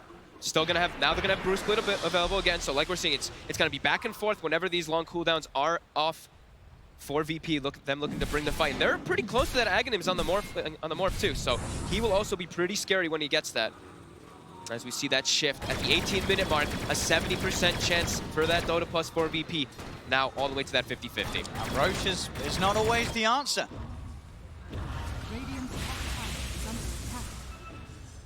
So LGD making that play. Not a play you always see, only so the top of the top teams would make that. Yeah, to go in aggressive after the other team gets Roshan and Aegis. Normally it's okay, they've got Aegis, we've got to reset. They're keeping the pressure on, and LGD, they're straight back in, looking for the next fight already. Going for the big wraparound, but the scan comes out from VP. They think they got a slight vision of Ame there for a second there when they were trying to get the wrap. So you see LGD, they're trying to get the wraparound, get the backlines. Even though they're playing into the Bruce Split there, they're looking for the Earthshaker. They're looking for that Brewmaster. They're trying to catch it. It's just every time that Ravage is back up, they're instantly looking for action. No slowdown in play from PSG LGD, and this is starting to be the tempo that the draft panel talked about. This is what you expect from this lineup. Gyro, Rubik, and Sven ready to fight more than ever at this 24-minute mark. And double BKBs at the ready, so they're feeling a lot more careful versus this VP side. VP just, I think with this Aegis, this is like the farming Aegis. Just get the Aghanims on that Morphling so they can start hopping around as that Earthshaker inside of the fight's getting into the back lines onto those supports. But LGD, they're staying in unison. Every single one of them playing around each other, all grouped up and out down bottom as 5. Got about 1 minute and 10 seconds left on that Aegis. As LGD, they want these bounties.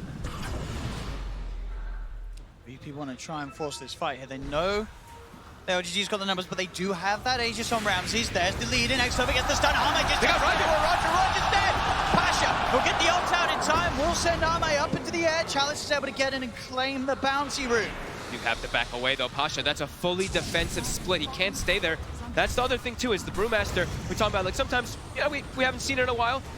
Versus Gyro and Sven, sure, you can dispel some stuff, but your Brewlings die very quickly to the combo of the Flak plus that cleave coming out from Sven. And Roger's got to be careful. We're seeing a couple of times where he's the one getting jumped on the front lines. They need that Shaker to jump and go. Without the Shaker, there isn't that instant lockdown. There isn't that initiation, really, from VP's lineup. They have to make sure that Roger's able to get his spells off. They're really starting to hemorrhage just a bit too much here, as it's that 7K advantage. And LGD, they're getting all these bounty runes too. Oh, they are. There's still one chilling up top. Climbing. It's 3 bounty runes for them. The 4th one is still waiting there, so able to keep increasing that lead, and the Aegis will get reclaimed. But I believe that Ags Morphling is online. We'll see what VP is going to be able to make of it. Let's see if this is what they're missing. The last few fights have been disastrous for VP. It still feels like they need their BKBs though too. Like they've got this Ags on the Morphling, which is fantastic, but there's just so much magical damage and control that's really coming out from LGD's side. Fear of what a Rubik really can provide, even though FY hasn't been having like the greatest steals or anything like that, just getting the instant lifts or breaking some Lincolns. I mean, what are the big steals that FY's looking out for? Fissure. Fissure. Yeah, Fissure's probably the biggest one. Bruce Split, of course, but you're not likely to get down versus Drunken Brawler unless you immediately get the lift up before as soon as he gets out, which you can do, but and by that time the fight's probably over. Yeah. Maybe it helps you chase for the cleanup kills. Yeah, I would turn a bad fight even worse for VP. With that chase potential. Still grouped up though, VP now. Ame shows his face. He is out on his own. He's gonna go into the trees. We'll go for the TP. Roger. He's just gonna get stunned up. He is trapped in there, but VP a little scared. They're aware that there could definitely be quick reactions. PSG LGD are starting to come over, but Ame was still relatively alone. VP just didn't know. They didn't want to make the mistakes they made earlier and try and force a fight straight up. Now they'll go back with the smoke. They didn't have any information. They've drawn the attention.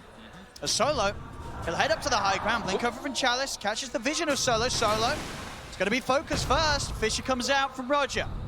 Trying to keep Solo safe. They've got to make sure that both Solo and Roger get the chance to Here's that Axe. Get their ults out. They'll commit towards Chalice. Chalice has the Ravage, ready to pop.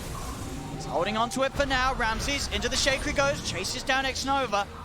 They're pushing PSG LGD back up to the high ground, but it's still hard for VP to find the jump that they hope for. As PSG LGD, they know exactly what's waiting for them on the low ground. Yeah, and the Ags Morphling, it's strong because Ramses is really high level, but you also want your Earthshaker to be high level. You need him to have that max enchant totem for it to really become that super powerhouse. So only 2 points still for Roger, only level 11.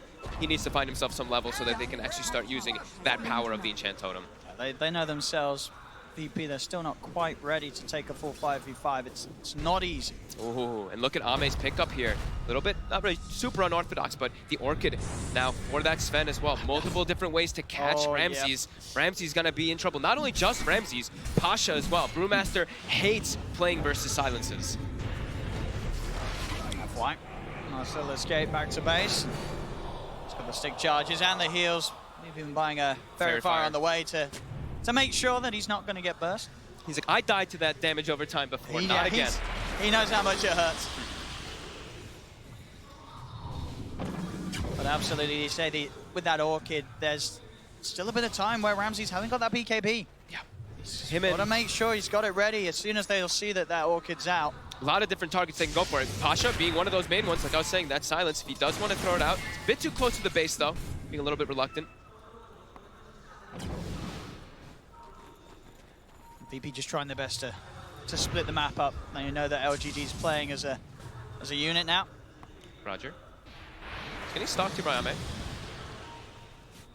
We'll be able to back off. So 30 seconds, we're going to have these bounty runes coming out. LGD, they've got creeps hitting the base. They're actually forcing a reaction to the base right now, so they're going to look to make an aggressive play. They're like, all right, Silencer just went top. We can definitely look for a fight right now.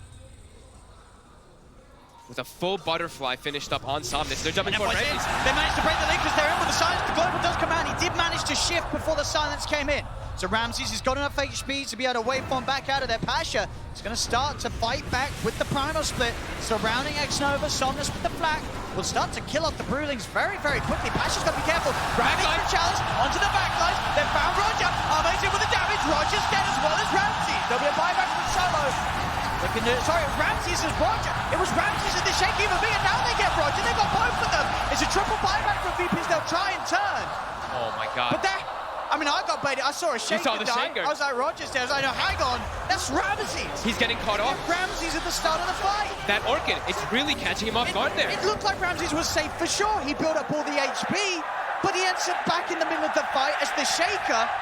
And he dies straight away. They're really starting to run away with this one here on PSG LGD. They buy back on X Nova. They're like, let's just bring the fight to them. They don't have anything available. Roger, sure, he's got Echo Slam, This is a risky play here from VP. It's not a quick Roche. They're trying. They've used 3 buybacks for this attempt. Chalice is in immediately. I don't know if VP can get away with this. Doesn't look like it. They're jumping forward. Ramsey's just trying to fight, but he instantly gets stunned. Always on top. The Echo! He's on the floor! He whiffs the Echo! He did not get the blink off as VP. They've got to back off. Oh my, he had it up too. I hadn't clicked on it. It was not canceled. He just didn't get it off there. Ramses going in again. He has to be careful though when he's the Shaker. We saw him get tripped up in that mid lane. And now PSG LGD are holding on to a mighty 12K gold lead.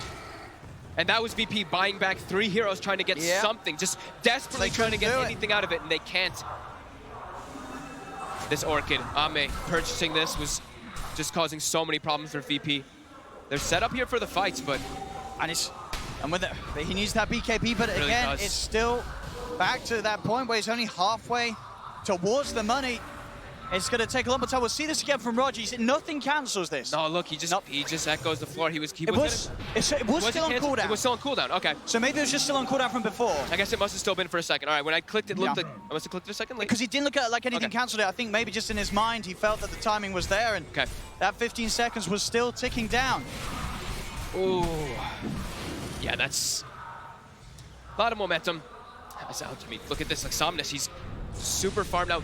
Pretty much all the important heroes on the side of PSG LGD, they have the farm. On VP, they're really starting to fall behind. That mid game, that early game, that dazzle, sure, no one, he's 4-1-4, but it's a dazzle now at this point. It starts to become very hard. Just finding 3 kills across the map. Solo trying to push out that top lane. Uh-oh. I mean, Solo must have known that that was going to end in death. I guess at least trying to use his life to make sure that the lanes are pushed out. It's more kills for LGD. It's only 11-10, but just the fact that the kills have meant that much more. The buybacks have heavily set VP behind, and the farm rate of Armes, Sven, and Somnus' Gyro is just at a rate that's very hard. Yeah. It's really to keep up with as a whole. And the difference between the supports are there as well. Space is there, easy Roche, easy Aegis for Somnus. It's really telltale that VP has only gotten 1 kill in the last 16 minutes. How aggressive and how dominant LGD really has been around this mid game. Look at that 1 ticker. They've gotten an Ogre Magi kill in the last 16 minutes. Besides that, it's been only LGD just cruising through, finding every single fight that they want. Pretty much right when I had said that I think Brewmaster was looking pretty good and why haven't we seen Brewmaster, it just completely shifted the other way around. It's a game against a Sven and a Gyro. 2 of the best carries in the game to kill those Brewlings. Yep. It's not easy for Pasha. They've got the BKB now on Ramsey, so he's going to be feeling a lot safer. But there's still so much damage now, and now at this deficit, do they even have the damage to deal with LGD's draft? As the BKBs, like we said, are ready. They've got their Aegises as well. And Chalice now picking up more items too. Has the Mac, going to be going for Greaves too. So a lot of mitigation going to be coming out for PSG LGD. They do have Roger also hitting level 14 now for VP, so in relation to Ramses, he's going to have that Max Enchant Totem. Yeah, double Bloodlusted cores on PSG LGD. 2 of the best, like you were saying.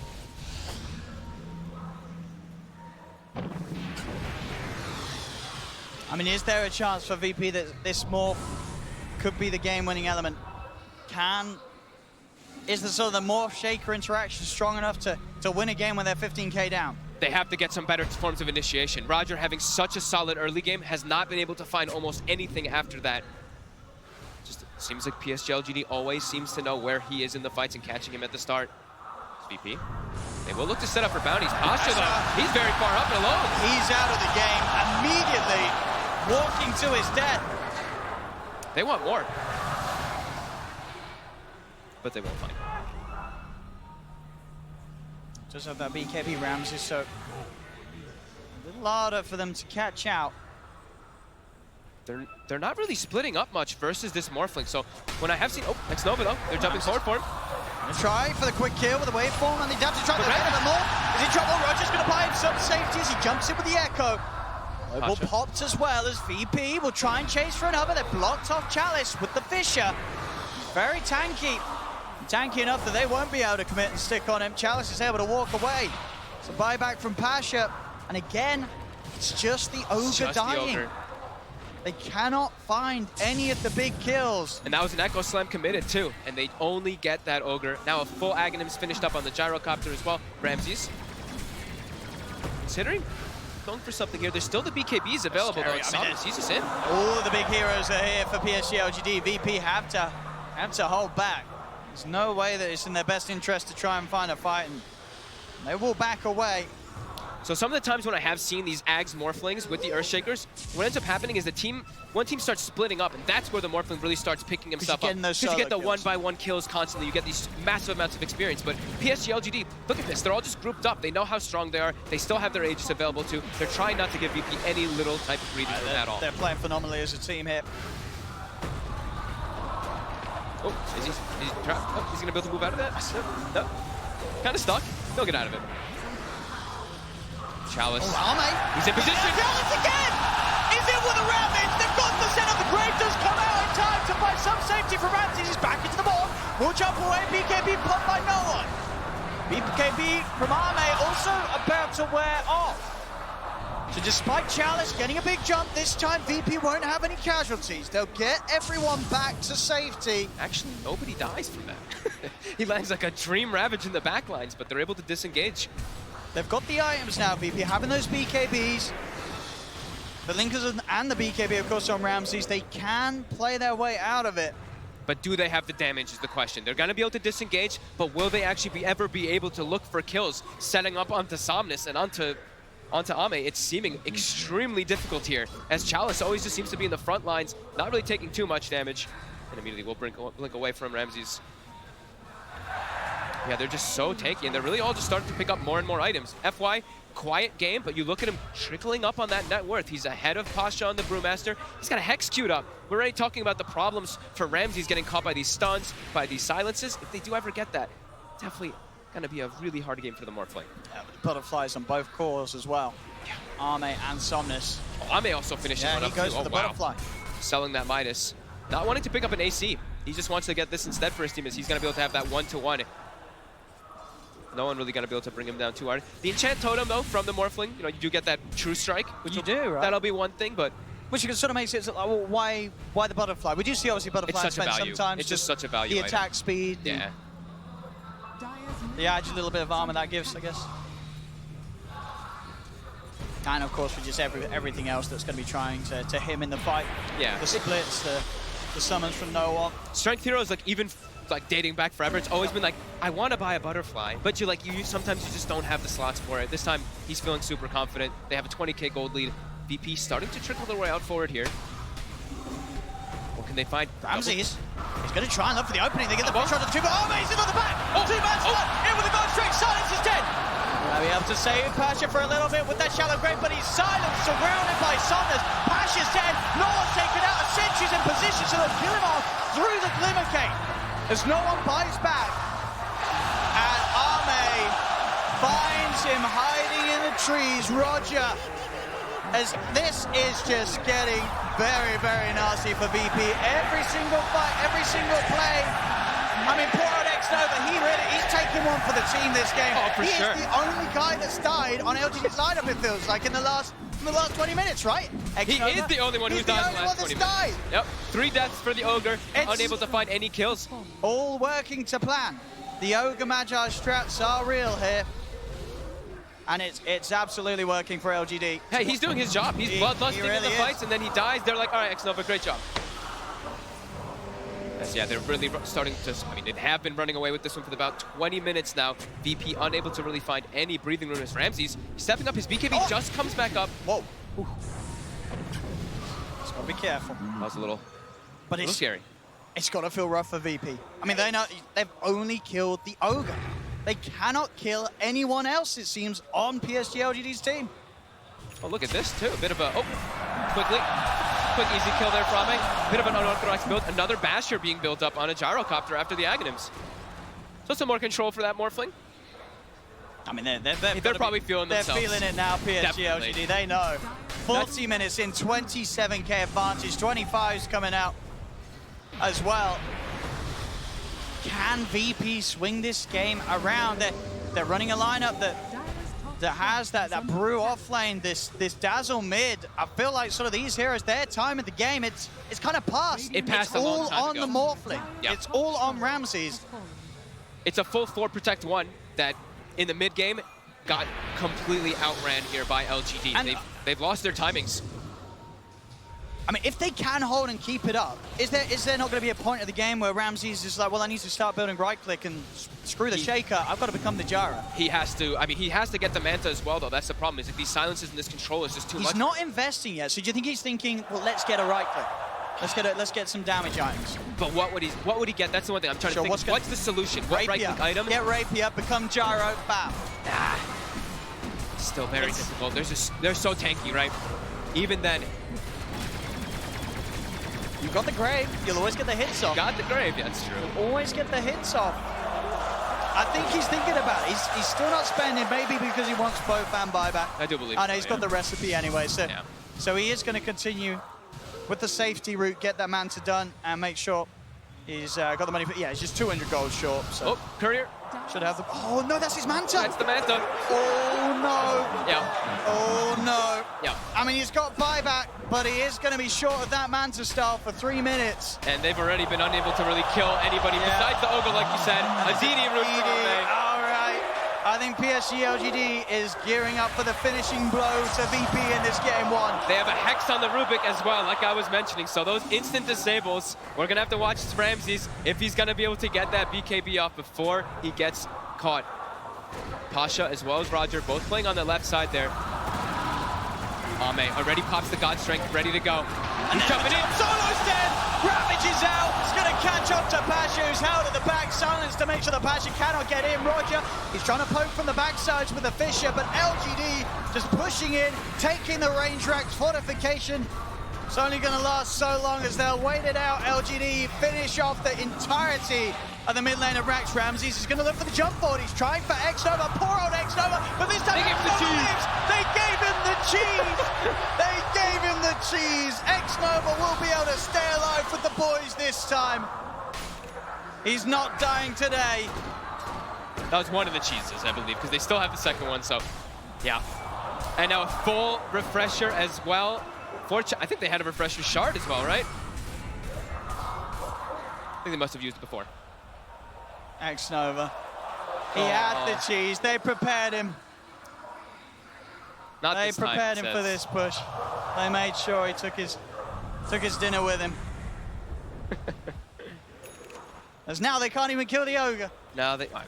I mean, maybe they'll give him another one. Do they give him the next cheese? No, they're gonna keep FY. But the mentality now, they've tried to kill the Ogre. They can't even kill the Ogre. As this lead just continues to go. And I feel that we've seen VP in this situation quite a few times in the group stage. And game 2 hasn't gone a lot better after game 1's been this rough. A lot of the games in the group stage where VP did lose, it was very one-sided, very stompy in this game. For the 20 minutes onwards, it has been. Chalice is in. Ravage catches onto Solo and Ramses. Ramses, he's trying to play his way up back into the Shaker. Will be able to get the 3-man Fisher and jump away. They're kiting up LGD for now. X-Nova steps forward, throws out a Fire Blast, grieves a pop. They're back onto the structures. Another tower taken. This push isn't going anywhere. LGD making themselves feel at home inside the base. There's the second Ravage onto Ramses. Burst down, X-Nova, he's going to get the kill. A beautiful comeback story from the Ogre this game. From dying every team fight to taking out their carry. As the racks are down, that's got to GG well play. It's a win for LGD, it's a win for Ogre Magi. As VP, can they come back in game 2? I don't know if they can. This has been less than ideal for them to open up on the main stage, but for PSG LGD in front of the home crowd, this couldn't have gone any better. No, it seemed like these first 18 minutes or so, VP running away with it perfectly. They have this initiation coming from Pasha every single time. They're always taking the fights on their own accord. Everything's going well, you know, those first 10 kills, then LGD, they get the Blink Dagger on Chalice, and the whole game explodes and turns around. They fully claim the whole map control. They take several fights in a row that are extremely dominant in their favor, and VP, they hit a brick wall. All they can kill is an Ogre. All they could kill. Poor old X-Nova.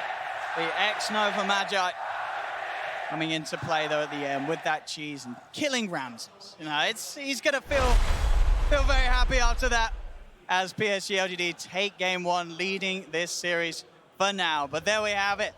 A beautiful victory for LGD, and VP, they've got some picking themselves up to do after that game. There we go then. Game number 1 in the bag, and it's exactly the same story as we had in 2018. This, of course, a matchup that we saw in exactly the same round this time last year. No change whatsoever as far as the result of game number 1 is concerned. We're going to get some thoughts from our panel in just a moment, but I think our draft panel are ready to give you some of their thoughts as well. So let's head over there and find out from our 3 men who predicted rightly or wrongly. I don't really know if we gave a hard prediction, but let's just pretend. We were right. No, we were right. We were right. Thank you, Purge. Yep. And I think it was because this Dazzle thing was unexpected. They ended up giving it to no one, Virtus Pro. Initially it looked strong, but then it kind of started faltering. Yeah, I mean, it's typically a support, but lately, at various times, has been a core. And what was cool about the VP draft is it allowed them to make the Brewmaster pick make more sense, because Brew splits into 3 units. The Shadow Wave is going to be high leveled because he was a core, and that meant that they could do way more mid-game damage. So they basically surprised their opponents with sort of a cheese pick, and then they had a much stronger mid-game than their opponents expected. Yeah, they got a lot of value out of the Dazzle mid too. We've seen Somnus play a lot of matchups with this Gyrocopter, and the Dazzle he lost his lane. I think for the first time this tournament, he lost his lane really hard. I don't remember seeing him losing it that hard. I think no one was ahead by 2,500 net worth over the Gyro, I believe at minute 15. But then you get 1 or 2 good team fights. We run into the problems with VP's lineup where we talked about the big cooldowns. If they fail one time, there's an Echo Slam that whiffs, or the Brewmaster split after they take Aegis on cooldown, and you know, LGD just run in and fight into Aegis and win the fight. Yeah, it was just like 2 good fights by LGD. They got the Morphling kill in the jungle at that one point, and they all end on an Ogre, and that was all they got. And at that point, they're just going to get outscaled. Yep. Yeah, they had tried even to finish off that Ogre at the end, and they were confident. They're like, I don't need a cheese. Give it to my Ogre. X-Nova, give him some fantasy points on the board. So that concludes game 1 of the International main event. What a way to start it. Thanks very much, gents. Yeah, we're going to get some more words from Lacoste, Lyrical, and Trent alongside as well. Gents, enjoy that? Yeah, well, do you think they're ever going to go back to them if they're wrong? I feel like... we don't go back to wrong people. Yeah. I mean, that's not how it works. That's the place to be. Yeah, you get to look good over there, you know? You make a mistake, they just forget about it. But it's okay, because we don't have to make any predictions whatsoever. We can just have fun over here. This is the fun place right now. Yeah, we're the fun. If we were smart, we would be on that panel, yes. right? Yeah. Yeah, you could look at it though. If we're not fun, do we need to find this a 3rd job? Maybe observing will do. Is that easy? Oh. It looks difficult to me. It's a lot of pressure, too. Is it? Speaking of pressure. Yes. You see that one? Segue. That's what we do at this panel. Segue. He doesn't want to observe. He wants to host. That's right. How it is. Okay. No, to me, it was like that crazy moment. Like VP so far ahead early on. And the other big thing about that game was the Morphling Earthshaker. That combinations looked brutal. Yeah. And it just didn't end up working out for him. I feel like the nerves got to him a little bit on the big stage. You think I'm not sure. You think nerves? I just felt like nerves maybe they needed to be nerves. Maybe nerves. All right. The nerves. That's what I was trying to say. It just felt like maybe they needed a bit further ahead. Get ahead and get further ahead. I don't know. Let's check in with our wonderful Casey, who is out roaming the halls as ever, interviewing fans and generally having fun. How you doing, Red Eye? I'm doing good. We are here interviewing fans here live in the crowd. Casey, pretty good game 1, yeah? That was an awesome game 1. I think TI9's off to a pretty good start. As do I, but let's hear about what our fans think. First things first, I found this young man walking around. What's your name, sir? My name is Jake. Jake, you're live streaming right now. I don't know if you guys can see this, but he is actually in real lifing at the moment with his own chat. This is some Inception stuff. That's right. I'm here covering TI from the event floor because I'm not going to stream the actual games going on. We are going to sue you, though. Yep, I'm going to put the camera down now. Great. Why are you here? Anyone you want to talk to? Anyone you want to support? Put the ball. Okay. Honestly, I'm here for Alliance and EG. Got some friends on each team, and I wish Bulldog was here. I think he's hiding somewhere, but maybe next time. Maybe next time. Maybe next time. Probably not, though. Thank you very much, my friend. Anything you'd like to say to your fans that are watching?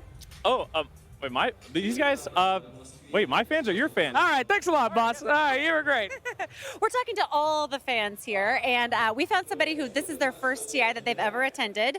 Watch out, Casey. My name is Casey. Nina? 原野 你喜欢哪个队? LGD I asked him what team was his favorite, LGD. And what do you think of TI so far? TI9? TI 到现在你是怎么想的？那个非常的让人兴奋，老杨一定是不可战胜。Sir Action selects Boo How. No boo how. Sir Action selects Boo Shiwan. 喜欢。 End the segment, Casey. Thank you very much.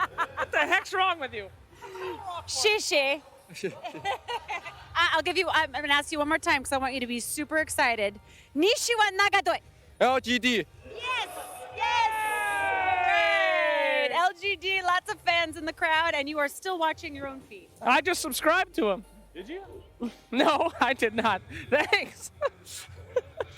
He subscribed to me. He can't be subscribed to everyone out there. Thank you very much, Casey, and Sir Action Slacks out there enjoying themselves, but fans also enjoying themselves. Anyone here for their first TI? Anyone? I mean, if technically playing a not, because TI... you've actually played here. That doesn't count, Lacoste. You've been to 3. Anyone else here played a TI? I don't think so. Well, not yet. Hey, the Synderen has, on the other, it's got a good win rate, by the way. Only 4? That's a good number. Good win rate. Yeah, Tsunami here, enjoying his first. I'm having a ball. Having fun? I was obviously very skeptical, like, oh, you go to a China TI, the crowd, will it be as emotional and everything? Yep. My ears are ringing already after day 1. Dude, it was freaking loud. I honestly, the last time I remember it being kind of like, oh my God, can you guys keep it down? It was Manila Major. Yeah. Like, those guys were insanely loud. These guys are on a par. Seriously, it's been a great time. Gents, let's move towards our second game. Obviously, we can wrap up on the first one as well. Trent, what do you make of Virtus Pro? Because, like I said, I ended that bit before we spoke to Casey. And I felt like maybe they need to be a bit further ahead. It's a strat they've run before, this mid-dazzle. Yeah. And it often looks fairly similar. They get very far ahead, and you're like, oh, this is rolling really well for them. But the problem is it's very temperamental. It's artificial, isn't it? You make one mistake, it's over. Yeah. Right? And that happened, it was kind of like 2 mistakes first. Like the push gets denied, and then you kill the Morphling once, and you just feel super good on the side of LGD. Yeah. The strategy is good if you're snowballing, because you have Dazzle, who's going to get this Necrobook level 1, then he's going to get the Guardian Greaves. But you're playing against Sven, who's one of the better heroes against Brew and the Necrobook. He just deletes both of these heroes instantly, even after the split. And to me, it was like that moment, too, where you don't necessarily want to pick the strats that are on such a tight timing. Like, the cores from LGD, I think eventually were always going to be able to catch up in that game once they found and killed the Morphling. Well, so that's why you got to be fast. Exactly, and that's the problem. I think playing on a timer in this environment... Play faster. Yeah, exactly. Yeah. Lacoste gets it. But PSG LGD, though, I mean, that's a great start out of it. They needed that one in a way, didn't they, Lyrical? Because they don't want the crowd on their back, and I know they probably wouldn't have them on their back, but they'd be nervous. They'd be more nervous if they won 0 down. They'd be on their back. You think? Yeah. I mean, I was trying to be nice, man. No, seriously. But that's the thing about these fans. They're the most passionate, right? Yeah. It's the same thing in the C region, right? You feel that energy, and then the second you make a mistake, the second you lose one game, it is brutal. Yeah. They turn on you very quickly. I think that... it sounds like you have some expert knowledge here, Trent, from hockey. Well, I have people turn on me all the time. It's right. I remember you last year in the jersey. Exactly. It was terrible. Yeah. They thought I was so nice. Well, I think you kind of brought it on yourself with the wrong jersey. That's true. And that's where you went with them. No bad jerseys this year. No, I'm good. Not a lot of hockey fans in China? No. Okay. All right. Surprising. Weird. Who knew? As we head into this the second game, Lacoste, what do you want to see different from Virtus Pro? Because they have messed around quite a lot with heroes in the group stages. They played the 3rd most heroes, actually, during the group stage. I want to see some more late-game oriented lineups because somebody can combat all the games PSG. that they lose, they GG out before 50-minute mark. Only one was after. They're the team that is going to call an early GG, just focus on their next game. And that said, they hung in there on game 1, though. They were like 20, 30K behind at some point, and they hung on. For a moment, I thought that they were going to call GG way earlier because that's how they are. They just focus on the next one. Yeah, okay. I kind of like the idea of getting more aggro early. I think you need to have that late game insurance, but like you got to go back to the core of what made this team great. And to me, at least, it felt like it was always getting in somebody's face, Spirit Breaker, Disruptor, just run at people. You know, make them feel uncomfortable. More CIS-style Dota. Yeah, exactly. It's hard now, though. I feel like the offlaner is one of the heroes that typically helps facilitate that, and the offlane pool is awful right now. You play Ogre or Ench, or you kind of do not. I mean, Chalice did a pretty good job being also aggressive, same for everyone, though, Trent. I know. Another That's why teams it's are hard for making Virtus Pro. But other teams are making it work fine. Well, you need other people to step up then. Yeah. So you're gonna. So I just don't think Pasha we can need really be the one to darks lead here. it. We need the darks here. That's what you're telling me. Maybe. I don't know about that though. I think that as much as I was saying, it's either that or like the Ursa. The Ursa was another one for them that was really cool because you could start the early tempo of taking down Roche and just shut down the map. So if they went for something like that, I'd be pretty happy about it. Even though it's a hero that hasn't been picked all that often, I like the idea of it. Just for their tempo. We've got a couple of minutes, obviously, before the teams come back out there, having their rest, having their break, and then we'll get in towards the draft. We'll go back to our draft panel, of course. Gives us a little bit of time to talk about group stages a little bit more, because we didn't really cover it massively earlier on. But for those joining us right now, and I know a lot of new people do join us at this point in the international, the group stages were pretty sexy. Dota. They really were. Really nice moments throughout the group stage. If I had to pick the best one, I would say probably Newbie, their performance throughout the group stage. They could have won. Yeah, they could have won. Yeah, the performance of Team Newbie, who is pretty much a newly formed team. They could have won 2-0. I think against Team Secret, there's just some late game decisions were not there. Also, their game against the Alliance, where they had the Anti-Mage fighting against Mega Creeps with the Divine Rapier. So some of these things get stuck in your head. They were great, weren't they? Absolutely great. Also, I just want to throw it out there: the Rampages. Ooh. Now, I'm a sucker for the Rampage. Oh, yeah. Right? There was a wee double Rampage in that game as well, or he was chasing it, and they were, buying back. I get it. But at the same time, there was also a 1v5 Rampage in there. Yeah, from a certain fresh. Arteezy, which I thought was one of the best we've seen, because it was pretty Larry, really. And on a lifestealer, you don't normally see that. Yeah. Sameo actually told me last night, I spoke to him a little bit, and he was like, we were telling him, get back. Like, just get back, what are you doing? Like, don't go deep. And he was having none of it. As the teams return to the center of the Mercedes-Benz Arena here in Shanghai, if you're just joining us, welcome to live coverage of the greatest Dota 2 show on Earth. It is the International 2019. Game number 1 went the way of PSG LGD against Virtus Pro. It is a repeat of the quarterfinal upper bracket that we had at TI9 last year in Canada. And the same result from game number 1. Is that going to be tricky a little bit for Virtus Pro? They're just going to be like, oh God, here we go again. I think that it might be, honestly. This is a team that, like we talked about at the very opening panel. They have those bogeys, don't they? The EG thing they had before where they couldn't get over it and they just kept losing. And so they're like a victim of their own success. And it's a sort of, you compare this to a team like Alliance, right? Like heartbreaking losses, normally you end up having a lot of trouble dealing with them. Alliance, they're used to heartbreaking losses this year. And so they've gotten a lot of practice against it. Virtus Pro, not so much. Only at TI. I think teams, though. You're getting quite bro. I think the heads are having an effect on us, right? Yeah. The We'll Jakiro trade head them on next you. time. We have to trade them, see if it works the other way around. You can't split Jakiro's head. That's true. Yeah. 2 for 1. Yeah. But my point with that was that they've gotten really, really good at dealing with it, and now they're one of the best teams at coming back after a loss. Virtus Pro, this is going to be the testing ground for them. Did they learn from last year? Well, and also, we've seen it in the groups. Yeah. They were under pressure. Day 1, under pressure. Day 2, under pressure. Day 3, under pressure. All right, day 4, guys, we've got to qualify for them, and they did it. They love nothing more than shutting up people who are talking about them, right? That is Virtus Pro's favorite we don't thing. play enough heroes. Yeah. Oh, let's just play every hero, then pick every hero. Exactly. We don't ban properly. Oh, let's just ban everything properly. We can't win from behind. Oh, we win from behind. I like what they did here. They brought 2 coaches, so they can blame 2 people if something goes wrong. So they actually have Arzeku as their old coach, and they have a new guy from Gambit. Yeah. Inside the mind Do they of just Lacoste. flip a coin if they get knocked out? All right, Who do we blame? Who's getting cut? All right. More options for blame. I like it. And PSG, obviously, quite calm right now, Lyrical. Come back out. I know it's home crowd and the pressure's still there, but they coped perfectly well with it game 1. No reason to suspect they wouldn't in game 2. No, definitely. I think that this is a team that that understands the feeling of loss, but also how to come back from it. And the biggest issue would maybe be coming back from a win. That's not as hard. That's a lot more simple to do. Yeah, definitely easy coming back from a win. Exactly, right? Is that a thing? How do we do that again? I'm not sure that's a thing. No, it's not. But like, just run the same draft. Let's run it back. Let's see what they do. If I'm them right now, the other thing about it is that like their draft worked exactly how they thought it would, I think that they were ready for that early aggression and then sort of absorbed it, and now we're going to come back again and do the exact same thing. It's also what they've shown in the past, right? I mean, they just Tidehunter again, right? Gyrocopter again. Nothing too surprising there, so stick with what works. LGD played really well around the timings of these big ulti cooldowns. The Silencer ulti, the Brewmaster, one of them was on cooldown. They go into Roche, but they could take objectives, and the second Roche was crucial. 3 buybacks. This is what VP loves to do, especially when they have a Silencer. Solo was the guy who invented it. Buyback, use global silence, go in, bait some BKBs. But this game, it did not happen. And after the second Roche, it was just everything fell apart because they didn't get the buyback to get Aegis and the cheese, and they didn't get any of those. Yeah, tough game all round. They've definitely got to switch things up in this second game as we head towards the draft, obviously, momentarily. I want to talk about Arme. Doesn't always get the project. We talk about maybe a lot. We talk about Rams and everything, but Arme had an amazing group stage.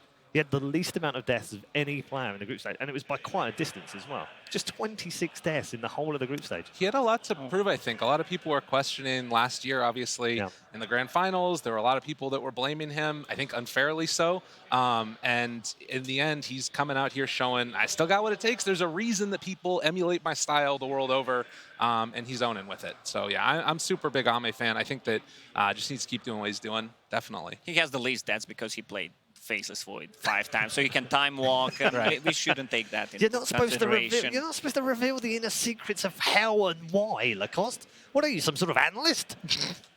Nah, I'm just here to have fun. You're on the wrong panel right now, buddy. Wait until later. Come out with the analysty things later. We can promote them. You know, is that a promotion? I think so. Oh. Promotion well, working with these guys? Yeah. It's a promotion for the analysts. For the host, though, the desk gets much smaller. Right. You know, first TI, very little. Well, we don't want to get too carried away. Yeah, the big head kind of a deal. He had a good group stage and some multicast stuff. We don't want to get too big. I'm jealous of the beard, though. I think we all are. Yeah, I would love a beard on. like that. Yeah. A beard like that would be amazing. I can't do that. You've got the same issue with me. Yeah, I do. I get the patches. Well, this is actually just gray hair. Is it gray? Yeah, that's just gray. Dude, that's worrying. I know. Don't worry about it, though. He's just a silverback. He's going to bring attention to it. Wait, what's worse, gray hair or the ginger hair on the beard? Oh, definitely the ginger. Definitely the ginger. Is it? Really? He's distinguished. Oh, it looks good. Yeah. Looks good. You're very clean-shaven. I like that. We've stuck together. I don't have a choice. Really? Yeah. Try and go for that. It doesn't look good. Is it like a year on and you're just like, I've got something there? I'm starting Movember, actually, about 3 weeks ago.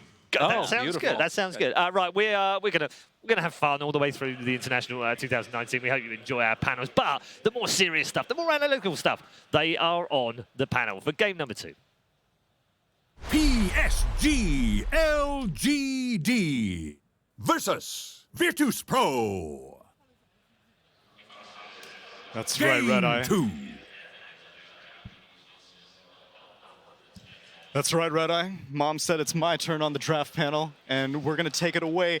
Brewmaster, one of the unpicked heroes previously. VP brings it out. Now, in a main stage event, doesn't really pan out for them very well. What do you think was the issue, Purge? It just came down to LGD playing extremely well. They knew what their opponents had. There was a lot of good kills that VP secured, but they have to... They just have to like delay until the late game, because at some point the Sven was amazing in that match, like the other guys talked about, like the Sven cleave against the Necro spawns, and especially the Sven cleave against the Brew split. Like his Brew split, he was aiming for this like mid-game timing. He bought Vlad's, he bought a medallion, I think. He didn't even go for, I don't think, Blink Dagger. And at some point, once his Brew splits gets cleared, it's like all of VP's oomph just gets deleted from the fight. I mean, to add to that, I just want to point out that when your chair came up, I was kind of expecting, there's like this expectancy that, oh, okay, now he's going to be in the same height as the others. You guys dwarf me in both Dota knowledge and height, but LGD and VP dwarf us in both. That's true. On this panel, Dota knowledge is directly proportional to height. Is it really? Oh, okay. Yes. So right now the table knows what do you like? as much. You like 50% of us, or? That would be generous at best. So the table is like 4K. This is a legend era, a legend tier desk, and you guys are immortal tier players, of course. And PSG LGD picking out one of the most popular supports. So, we're just rolling right through this. And they take one of Virtus Pro's supports. They take the Shadow Demon, VP's most picked hero of the group stage. It's kind of both teams. I mean, almost every single lineup is happy with the Shadow Demon. Leshrac is banned in the first phase, so LGD can't grab that as their quick one too. And Gyro also being gone means they got to go with something new. Yeah. We had a game with VP in the group stage. They played Roger on the Elder Titan. He was kind of a sponge in that game. He died countless times, it felt like, but VP still ended up grabbing the win. I think that was against Fnatic game 1, one of the really important wins that got them to this stage. So probably going back to that because they felt like, okay, if we can have a game where Roger is not shining on the Elder Titan and we can still win, this might be something to revisit, and stealing the gyro away is obviously great. I thought maybe we were going to see a Mirana from LGD in this slot with the Shadow Demon, but I don't know how much they've even played it here. It's been a hero mainly other teams have been favoring as an overall. FY definitely had a breakout performance on it in the group stage, but it hasn't been necessarily one of their comfort heroes. The Tide pick, we saw it last game. I thought it was extremely effective, especially against the Dazzle strat. Like, how disrupting it is to know that, like, almost everybody that's within cast range is going to get stunned if they don't have BKBs active. It really was a big deal multiple times. Chalice's ultimates were effective consistently. He was like the stun follow-up with his carry, and they know that they're going to have a decent laning stage because Tide can lane against a variety of heroes and can transition well. They use Tide for something that very few heroes can perform in the game right now, which is they use him as a wall. So if VP want to push towers, they plant Chalice there as just a problem. Yeah, and when it comes to Roche, right, VP were trying to Roche, and Chalice would just blink in, anchor smash, and run out. Get information, buy time, outlast cooldowns, and then they could fight. So they're very conscious about how to use Tide in this way, and because of that, I think it would be really cool to see VP grab something that stops Tide in his tracks. Grab a break, or grab something like Disruptor, who can catch him in Static Storm, so he's like consistently silenced throughout the kill.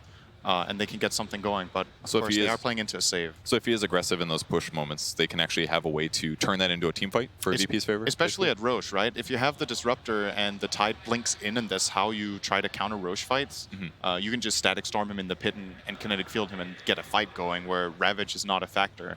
But of course in this game there is the Shadow Demon save you have to work around, so it's definitely not easy whatsoever, but they need to not let Chalice have this high of an impact in the game, I feel, and I think that's why LGD rate this hero so highly. There's two heroes for me that Chalice stands out on right now. One of them is the Enchantress that got banned, also huge Chalice hero last TI, coincidentally, and the Tide Hunter. So, you know, if VP have to ban all these other heroes, Chalice will get one of those too every time. Just be cool to see him forced into another role, or another hero. So we have one potential solution to make a Tidehunter scared. We have the potential for an instant Hex on the field now. Lion selected by VP. This is one of the solutions to maybe make sure that whenever you're getting initiated on by LGD, you have some options to make sure that your entire team is not getting ravaged.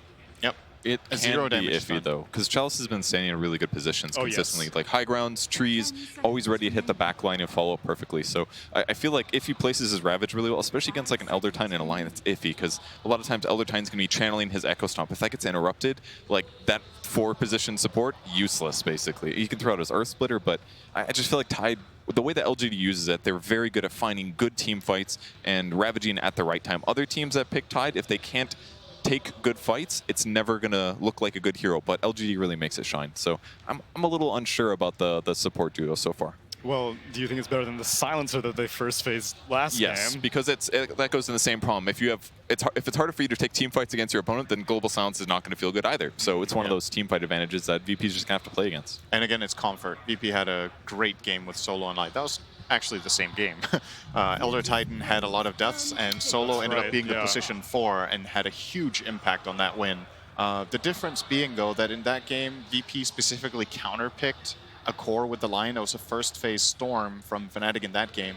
This time around, Lion isn't really particularly good against any of these two heroes. The Hex is alright against Tide because it's a 0 damage stun, so you don't proc Kraken, but against Shadow Demon, I'm pretty happy to play against Lion. You have the save against both of his stuns, and now the Kunkka as well can be used to make heroes survive this possible burst that Lion can provide.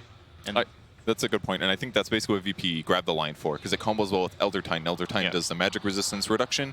Lion Finger and Stun is going to feel a lot stronger, even if he's not very farmed on the backline. So, like you said, the Kunkka boat's going to delay damage they take. The disruption will potentially stop that burst, but if not for the boat roam, yeah, it looks like they have a burst damage lineup building up so far. Angolier. Okay, here's their team fight hero, right? Yeah. Lane-wise, it's not the strongest hero, but if he has a good laning stage, you can cascade in some damage items. Your Rolling Boulder is one of the strongest teamfight ultimates in the game because it just causes disruption against heroes like Shadow Demon or even Kunkka. Just keep interrupting them with stuns and let your team do the damage. And it's sort of an equivalent for the Tidehunter on this VP draft that you need someone who can be okay soaking up damage. And if you get a good shield crash proc, you will have plenty of damage reduction from his second spell. Yep, and this is his first skill, or Swashbuckle. You can move, but do a bunch of little slashes. If you build the right items, you can do a ton of damage with it. But the big one is his ultimate here. Turns into a ball, bounces around, does tons of stun disruption. People are just... It's very difficult to fight into Pangolier if he gets his ulti off. And look who decides to show up. There we go. The one concern I have with this Pangolier pick is that I think when LGD are showing both Tide and Kunkka, these heroes, there should be some overlap between what heroes are good against these two in the game and in lane, right? Is that because they're similar? Yeah, they're both melee strength heroes, right? And you know the Tide is going on Chalice. You know the Kunkka is going on Maybe, unless they pull some complete curveball and put it safe lane or support maybe. Yep. Well, the thing is, with true. It could have been a 4. That's a really good point. At the time, at the time, yes. At the time, Kunkka would have been a 4 with Shadow Demon, and LGD would play that. That's a really good point. Because I was already thinking, okay, how can LGD or how can VP try to get a similar start to before, where they punish Somnus in mid, get a good counter matchup, and try to go from there. And I don't think Pangolier wins against Kunkka. I think if at best it's a draw. Like that's got to be the best possible outcome. And Gyro against Kunkka, I think that's also kind of a draw. So. So at this point, it's all but confirmed that FY is most likely going to be on the Mirana, X Nova on the Shadow Demon, Chalice on the Tidehunter. Now we just need to see how LGD decide to rearrange their mid and carry roles. VP's obviously expecting this to be a mid Kunkka as they ban out the Faceless Void. Yep. That was a hero that Ame was using effectively. It's very good with Mirana as well. Chronosphere, you get a guaranteed 5-second arrow. Basically means every time your Chronosphere is off cooldown, you're going to kill somebody. And because VP doesn't have any defensive saves right now, other than like Elder Titan hitting a backline or Pangolier doing the same thing, it could be very dangerous when they already have a team fight advantage. Because they have very good heroes for forcing their opponents to stick around or somebody to get left behind and die with the X. So VP's got to have maybe mobile heroes, try to pick fights in a safe way, or they can grab a save, but most of the good ones are gone. Is there any reason you wouldn't pick Sven right now, again? On LGD side? Yeah. It depends on if you want a long fight or a short fight, I think. The way that Kunkkas choose to build, like if he goes for a Radiance sort of build, then maybe you want a long extended fight and you go for something that, I don't know, maybe like a Leshrac. But they want to go fast. Yeah. They want to go real fast. Phantom Assassin picked up as the core role for LGD. I like that a lot better because it's a little bit more bursty. He's going to hit the back line, be able to kill a line really easily, Elder Titan very easily once he gets BKB. And he can also jump around to dodge things like Rolling Boulder. Sven would have had a disadvantage in the early game pre-BKB against that. The thing is that both those heroes will have to be very, very wary of the disarm from Pangolier. It's true. So, shot. One of Phantom Assassin's biggest weaknesses is the laning stage. Yep. She has a lot of weaknesses against a lot of heroes in lanes, but they're probably expecting this to be an offlane Pangolier who's also not a strong laner, so because of that they can get away with this. But VP could put this Pangolier on no one. He's a very adept Pangolier mid player, and they could pick the final hero for Pasha, who can defeat this PA in lane and be good in the game. I kind of like the look of maybe Doom. You could Doom out the Tide. You're you're pretty good against PA in lane. You buy a chainmail, or maybe you're lucky and you devour an armor creep, and you can play that lane together with either Elder Titan or Lion, and just have that high impact later on in the game. I like that idea. Maybe they want another tanky stunner hero potentially that's going to lane well against the PA. Because right now with the things like having X Torrent into Arrow, for example, it's tons of stun duration. Having a more tanky hero might really help out against that kind of a combo, because I've seen a lot of games where Mirana just wins the laning stage because they're very good at executing the chain stun combos, and there's not much you can do about it. Oh, it's a mid-gyro. Vintage pick. So this is something similar. I don't remember what team did it, but they picked a PL with the purpose of blocking arrows with the illusions. I think TB can do the same thing with Conjure Image. It's going to give them the protection against the Mirana arrow combos because you can just use your illusion to block. I think that's what they're going for here, while it also being an okay carry. It's a high armor hero against PA as well. It's one of the carries that PA has the hardest time against, simply because she can't burst that hero. It just tanks too much of the damage when it gets its first major item up. And yeah, it's a Ramsey special. So And PA's BKB is going to be whittling down to 5 seconds extremely quickly. You're going to have to be dealing with a Lion, you're going to have to be dealing with Reflection, Elder Titan, all that stuff. If she gets an early BKB and they don't manage to wrap the game up early, that could be devastating for LGD. It could, and it kind of depends on how well Terrorblade does. There's a lot of stuns on the enemy team, so if he's not super far ahead, he could definitely get bursted with Chumchain stuns. Well, let's just see what one of the VP coaches have to say about his draft. We've got Casey speaking to our Zeke. Yeah, that's right. We're here to just get a little bit more of an idea of how you're feeling about the draft. Are you feeling confident after this draft, and how does that compare to how you felt after game 1? Of course, did you see Ramses playing TB? We're super confident. We call it Papochka na TB. Okay. Now, what about how you feel about your confidence level winning game 2? 100%? More than 100%. More than 100%. Yeah. This is also the first time for TI that coaches are able to sit and listen to the in-game chatter and the conversation of your players. What has that been like for you, and how has it helped you as a coach? I'm super excited that they invented it, that we can listen to it. Super excited, and after the game, me and the second coach, we can tell the team what they can do better about communications and stuff. It's really good. It helps the overall communication of the team. Yeah. Well, best of luck to you, and can't wait to see how it turns out. Thank you so much. Thank you. All right, Fogged, back to you and Owen. Thank you very much, Casey. Yeah, it should be an exciting game too. Great to see the confidence there from RZ coming into this. He truly believes in the Ramses Terrorblade, and as he pointed out, in the past, there's very good reason to believe in it, right? This, back in the day, was the hero that Ramses would just insta-win games. Teams were first phase banning the Terrorblade. It's a bit of a different meta, a bit of a different time. Does it still have the power, and especially against this lineup, to get VP that win? Whew, not too sure. They have a lot of different solutions for it, though. The high armor, though, on Ramses, on that Terrorblade, definitely very good pick there versus the PA, as well as versus that Titan. The Anchor Smash is still going to be annoying because you reduce a lot of that damage, but you won't take as much, at least, from it. So that's going to be a neat one. And they should feel pretty confident, too, right?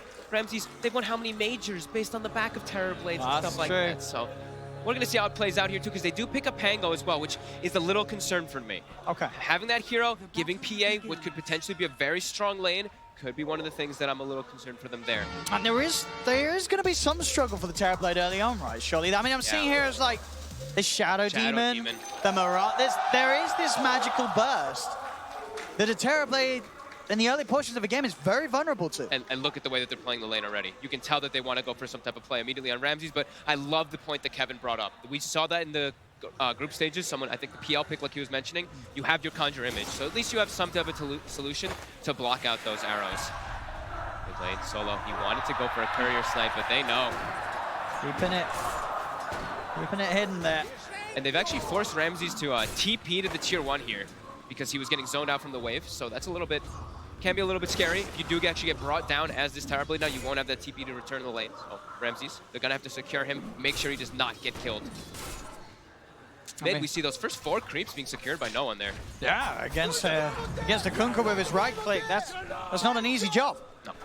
Animation though, super good on Gyrocopter, pretty much instant, and you have the missile to zone him away. Doesn't get that deny there though. But overall, Kunkka versus that Gyrocopter, we've seen, I remember it was Team Secret, right? Last year, they loved it. Before it was nerfed, of course, with that Tidebringer, but overall, the way that there's the interaction of Rum versus Flak Cannon versus Gyrocopter overall is very strong. Able to pretty much counteract the entire flak, and then your team can go for a fight when Gyro doesn't have it if you get the Rum off during it. We heard obviously the confidence of RZ, but I think you look at the other side, that 5th pick PA, that just radiances sort of confidence from PSG LGD. You're picking this PA, a hero that is pretty squishy. There's a lot of magical burst against. But I think you're saying, well, we have got the Kunkka with the Rum, and we have got X-Nova with the Disruption. We can afford to play this hyper-aggressive sort of glass cannon carry because of our lineup and because of how strong it is. It's like they've got the double saves, and then they also have it's like a BKB timing. Sure, in these type of parts of the game, he'll be a little bit weak. Arrow just off the mark. But once he gets BKB, he's going to reign supreme, right? Who's the only one he really has to worry about when he has BKB is just the Terrorblade. Very fire time, won't save him. VP. They're able to get in on the middle with Solo coming forward with that stun.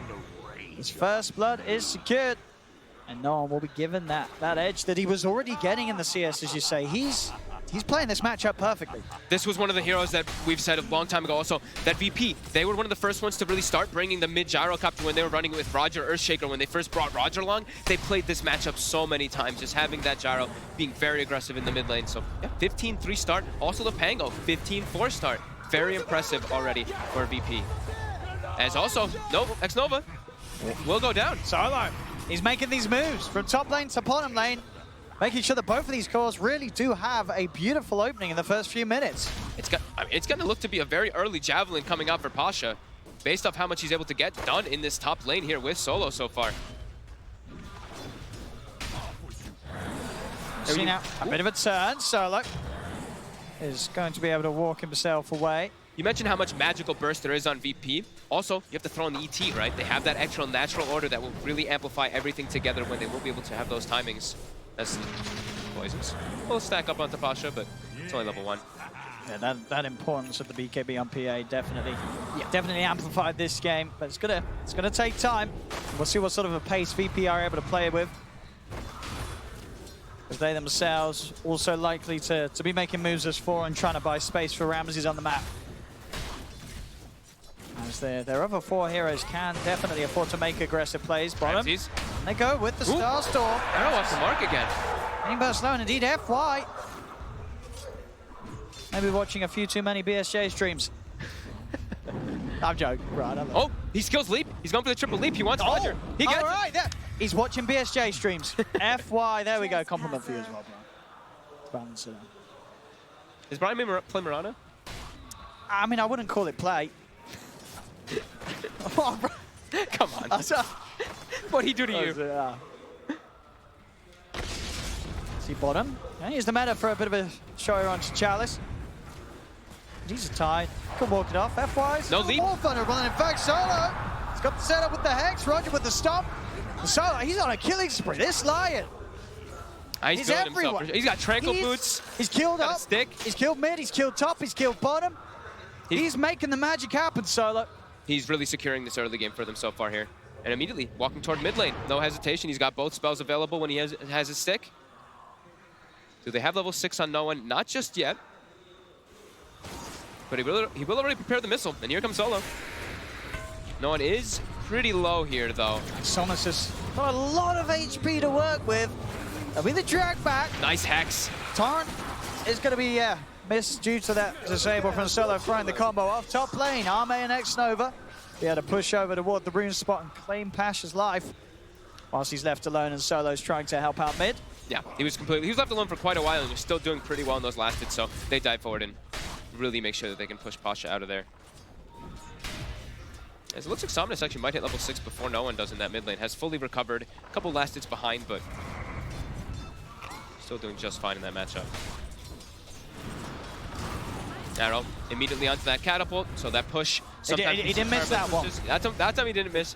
Yeah, sometimes we see like the push come out with those catapults with the Tower Blade. This time, definitely not going to be the case as X-Nova. There's going to be a swashbuckle. I was going to say they're chasing this one for sure. Swashbuckle won't quite kill him. No javelin procs, but he's hunting, and he's found him. It's going to be a kill for Pasha, making the plays with that javelin picked up. FYI, he wants to make the first rotation himself onto mid lane. It is spotted immediately by that VP bottom ward. So no one will probably play careful here. Also having a chainmail. He's kind of tanky. With that double Wraithband chainmail, sitting at that 17 armor when he's standing next to the tower. Still playing a little bit safe as he did spot the move. And it looks like he's going to make his own move. As he picks up his boots from the courier, he's like, okay, I don't want to sit mid. I can probably set up a kill easily onto Ame up top. He is also spotted by a ward during this rotation, though. Solo can get this opening. By time for him to come in, X-Nova will slow down the move of no one with the disruption. They have the combo. FY's trying to turn, and Arme jumps in, gets one crit, gets a second crit with the Star Storm. That's the kill for PSG LGD. As they read the moves of VP, FY there with the backup to turn things in their favor, and they get that gyro out of the game. He saw FY bottom pick up that haste rune. FY quickly just darts through the jungle. Now FY's looking for more. They want Roger. Should be able to have a good shot at chasing this down. It's Roger. He has a TP, but FY's got that arrow if Roger tries to play his way out of this. I don't think there's any escape for the ET. They're cutting him off as well. X-Nova cuts off the other route, so Roger really trying to just play Back around in the lane, though, once the distraction's there, Arme is left alone. So Roger's kind of happy with that. He says, I mean, you're spending a lot of time looking for me, but your carries died. So if Roger dies, it doesn't... It's a good trade. VP's happy. They look like they're going to get him, yeah, but like you said, a very nice play there as Pasha gets a whole... Pasha gets, what, two kills Ame from it, and he kills Ame? That's going to be Arcane Stun, so Pasha's strength in the lane now is very hard for Ame to farm against. And it's also, it's not even just Ame, it's like the two supports are forced to spend, what, 30, 40 seconds chasing around that Elder Titan, which means, look at the Terrorblade. Ramsey's able to farm freely versus Chalice as well. That pressure being alleviated off the map. And they're going to start preparing those stacks. There we go, Somnus. He's got that 7, he's got a lot of damage. The Hex tries to throw off the combo, but it won't be the case. Still able to drag him back. Get that pick off. And enter solo. Street gives a little tasty bounty early on for Somnus. Overall, even net worth. All cores really finding some action. I guess the one difference being Solo stepping a little further ahead. Yeah. I didn't ahead of the supports. Biggest winner is definitely Pasha. A Pangolier having this great of a start in the game. There's a reason we don't see this hero pick too often, especially not in that 3-position role, as we've heard. It's not not a strong easy to do laner. this. Yeah, he's having an excellent time. Already Arcane Boots finished up after that Javelin. Fantastic timing for him. And you see Ame, he has to play a bit afraid up here until he gets rotations. He cannot trade with the Pang. No. Mid lane, setups there, FY. Timing perfectly. Easy kill. Gotta be careful how you step up in the lane against this SD, as it's very likely that FY is hiding in the shadows to make the counterplay happen. Pasha playing around with the Rolling Thunder. He knows that all he needs is a swashbuckle to get out of that combo. Very nicely done there. Just he knows that he's just watching the animation of the Kunkka, waiting to see if he thinks it's a boat, if he thinks it's a torrent, whichever one he believes he can save that Rolling Thunder if he needs to. But holds on to it. So Ame still has to play very careful up here, and he's just gonna have to jungle a little bit, being pushed away from the lane. As Ramses has a Terrorblade, you're gonna go to jungle at that much faster pace than a PA, as PA does not even have a steroid. None of them on her team can really amplify her, while TB just, your Conjure image will always act as your own. So. And it's going to be a long sort of time for the PA. Same to be said for Terrorblade, but maybe even longer so for the PA until she's active. She's going for the Battle Fury build this game. Mid lane, another setup into the arrow. They're making these combo plays happening. There's a lot of setup for FY to play with this game, and he's not missing arrows anymore. They have like the two best heroes for setting up in the game, Kunkka as well as that Shadow Demon. OD might be the other one that you can argue for, but Pasha, he's getting surrounded here. On the high ground, he's going to try and roll his way out. They're bringing back into the arrow turret, perfectly executed. As they have to disable to make sure there's no way for him to roll away. Playing Pango versus Kunkka can be a little difficult sometimes, right? Because you're charging up your Rolling Thunder, and he can actually just use the X to disrupt down as well, rather than just using the Torrent or that boat. So able to instantly be able to set that one up, and then an arrow immediately to take out the catapult, but they won't be able to transition it into a push in the mid lane. But bottom, looks like they do want to turn that into a push onto this tier 1 tower for PSG LGD. LGD with their items, obviously they're all going for big things. Somnus also is the double brace Radiance build for Kunkka. That's like the Kunkka build now, it seems. Yeah. It just makes him so tanky and so hard to deal with in these fights. Especially when he's playing versus the Terrorblade, right? You're playing versus an illusion-based hero, you want to go for that Radiance on the Kunkka. Yeah, Radiance on Kunkka, and as I say, the Battle Fury on PA, they will have ways to deal with Ramses' army. I think I feel like you have to almost go on PA, like Battlefield for PA. And he's like one of the few heroes, like anti-mage and PA feel like they probably just need to if they don't have their own type of steroid. If you don't have a Magnus, you don't have Bloodlust or somebody else that's just giving you that way to farm a lot faster. You don't think sort of a Deso Rush is, it's just too risky nowadays, one bad fight and you're not coming back into a game? I think versus a hero like Terrorblade it's not worth it. Versus the other 4, sure, but TB has such high natural armor. Get the pull back onto Roger. Does throw the ult out. It's going to clip onto Somnus. Pasha's still trying to fight with the supports as they'll roll in onto X-Nova. But attack on Solo. Jump in. It's an easy kill for Ame. These fights now, they're trying to force them, VP, but PSG LGD, they just turn, they jump, they get these kills. And those early ganks from Solo just, they're miles away. This game has turned around. PSG LGD making the leading moves. And all 3 cores benefiting. they need no one to be the one to making the moves around, but he's probably feeling a bit reluctant. After that move, he makes the move top and then just dies immediately, gets his game set back heavily. Probably doesn't want to be the one to make moves until he has that drum finish stuff. So for now, they're going to be a bit limited in their movement, while LGD, they're just cruising back and forth, looking for plays constantly with that Kunkka as well as that Mirana. And they're just constantly setting up, protecting Ame's jungle. The arrow.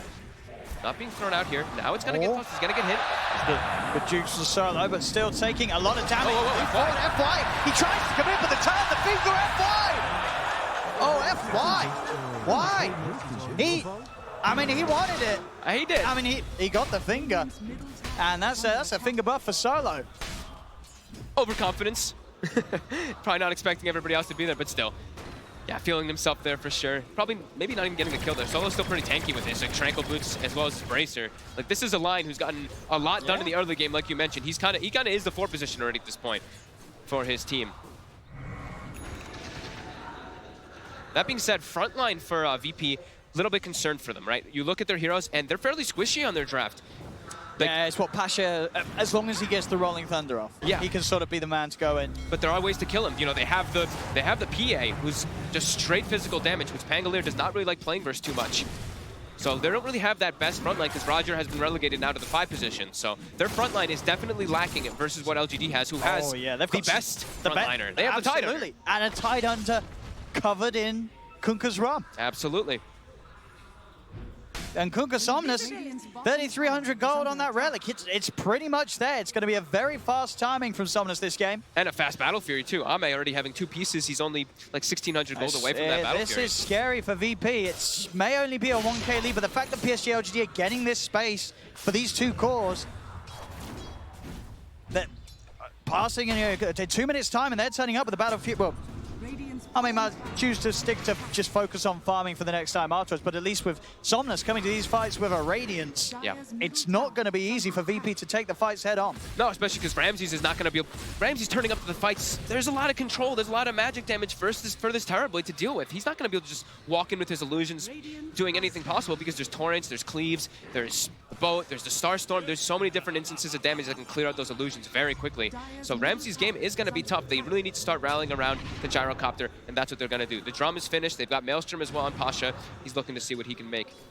I want to see Pasha switch this up, though. I think he should go for the mech build in this game. Instead of just... I mean, he has the Maelstrom already done, which is great damage, that magical mixed. But now he's queued up the Aghanims. And like we said, their front line is definitely lacking. See smoke from both sides and a Moonlight as well from FY to try and set things up. Hunting for Ramses, Illusion in their jungle. They know that Ramses is likely to be nearby, but he's already headed over there, back to there off the map. A Hex will be attempted. Down bottom, but a quick run away. FY with the Ace Rune already popped. Will manage to get himself away from that. So neither side finding much of a catch with these moves, just avoiding one another. It's actually already going to be a full mech on FY as well. So we're talking about tankability of LGD with the Hood, with a mech on your support Mirana. This is definitely going to cause problems for VP, who do not have anyone matching them. They're not going to have the damage with that mech and the Kunkka's Rum in these fights. And the front line too. They just won't have that there for themselves, so they're going to have to be playing a little bit of this farm game. Yeah, Ramses needs a lot of time this game. Yep. And with the Battle Fury build and the pace that PSG LGD themselves probably feel comfortable in playing, we are probably likely to see him get that time. It's just a question of how well does the rest of VP's lineup hold up against these fast item timings of LGD. Yeah, PSG LGD, they're feeling good right now, right? They don't need to force anything. They're playing on their side of the map. They're the ones getting like this free farm. They're gonna have the Battle Fury finished up. The Radiance gonna be done on Kunkka too. Probably when they have Radiance, they're gonna look to take the fights. But that's they're feeling very good. That's the thing I feel. Once they have Radiance and Battle Fury, they can keep fight, but they're not too fussed if a fight is forced because of the fact that they can keep one another alive very easily. They have the sustain and they've got the damage. Yeah, Ame can just sit in the jungle and then come, you know, typical carry contribution, show up at the end, couple daggers, jump in, clean some people up. See that 55-45 Dota plus probability at the moment here.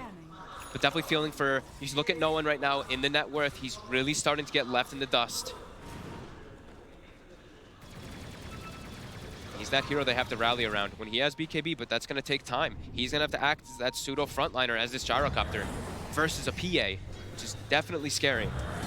Now, even without the BKB, as we said, there's so many ways that PSG LGD can keep that PA alive. To the point that this Gyro's damage combo shouldn't really be an issue, unless there's some sort of way that VP can get to the back lines. Obviously, a good Echo Stomp might be what does it. If he can catch out the supports, catch out X-Nova, and stop those save plays coming in. Yeah, it's like we're saying, like we're talking about how VP the lack of the front line, but they do still pack a punch. They do have a lot of damage if they can keep them controlled for them not to get the rum off, not get the mech off. It's very unlikely for that to happen, as this is a very farmed Kunkka who now has the Radiance finished up at the 17-minute mark. 17:38 as he picks it up. A very, very respectful timing.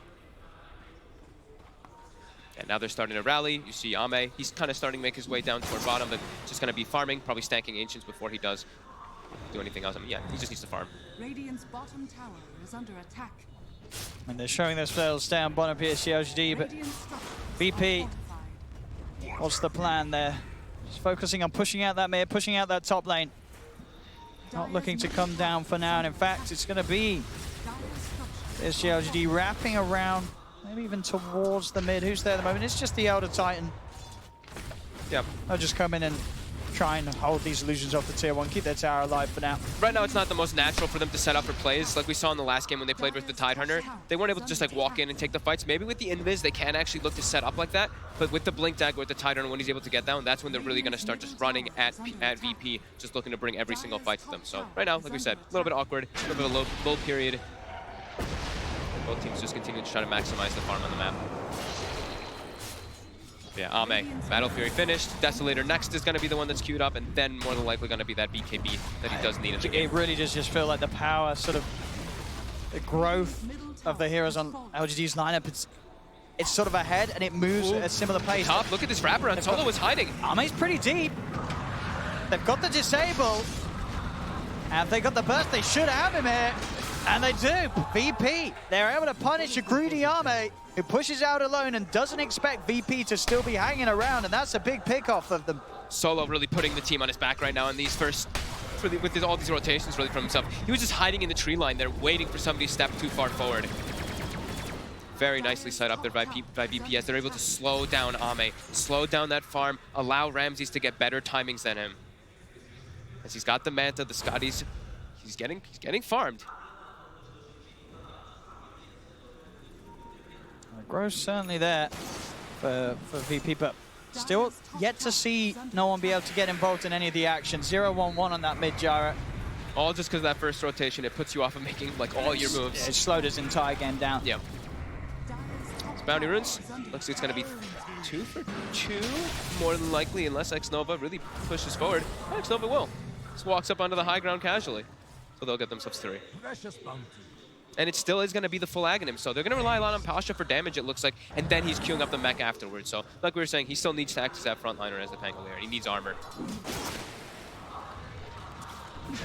Do you think for VP they feel like there is any sense of urgency, or do you feel that they're saying, well, we've got the Ramses Terrorblade? That's what it looks like, right? They're probably like, we have Ramses Terrorblade, we have a Gyrocopter who also scales really well, and a Pango who scales really well, and we have an ET Natural Order. The Natural Order is always one thing that we're going to have to watch, especially when you're playing versus PA, one of the higher physical armor heroes. If you are able to actually get next to him as an ET, the damage will definitely be there. But that evasion always is going to be a bit of a frustration for the Terrorblade.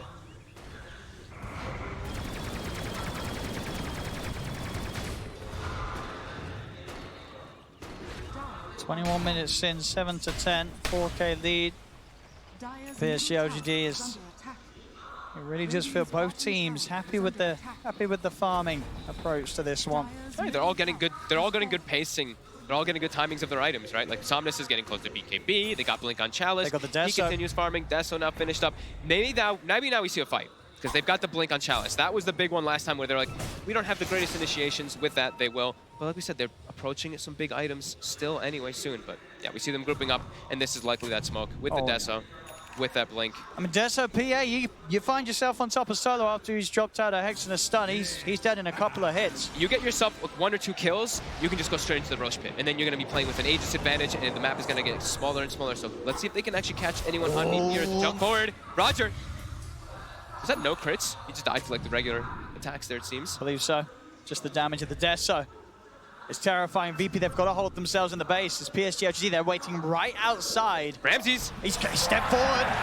There's the setup. The creeps will block it, but the demonic purge is down there. Trying to get on top in the bottom. Chalice, he's in with the Ravage, and Ramses is dead. Pash is going to look to roll forward. The BKB pop for no one. They're hunting for the easy kills. Finger onto X-Nova, but X-Nova will live. He's out over the trees. X-Mark's there. The arrow will whiff. They drag back Solo. Chalice, Gush, Dagger again.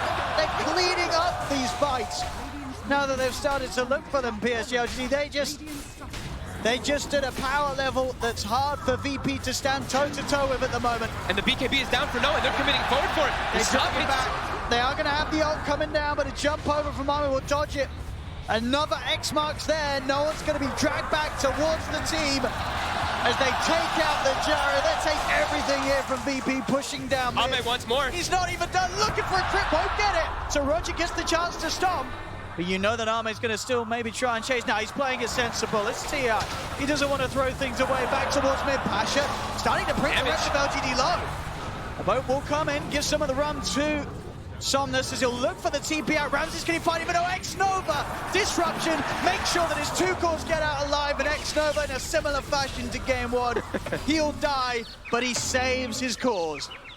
Such a beautiful smoke there coming into play there. LGD, they smoke, they get a base ward, they get all the information that they needed, all the information they wanted. They see where everybody on VP is, and Ramses just shows himself outside just a little bit too far. That Blink Dagger from Chalice able to get that clean up, all that extra damage and control. And we saw Gyrocopter, like no one, he walked in, he pops his flag, he hits like everybody with the full flag and call down. A mech gets popped from the Mirana, and everybody's It really is at this point, all the damage just heal back up with that mech.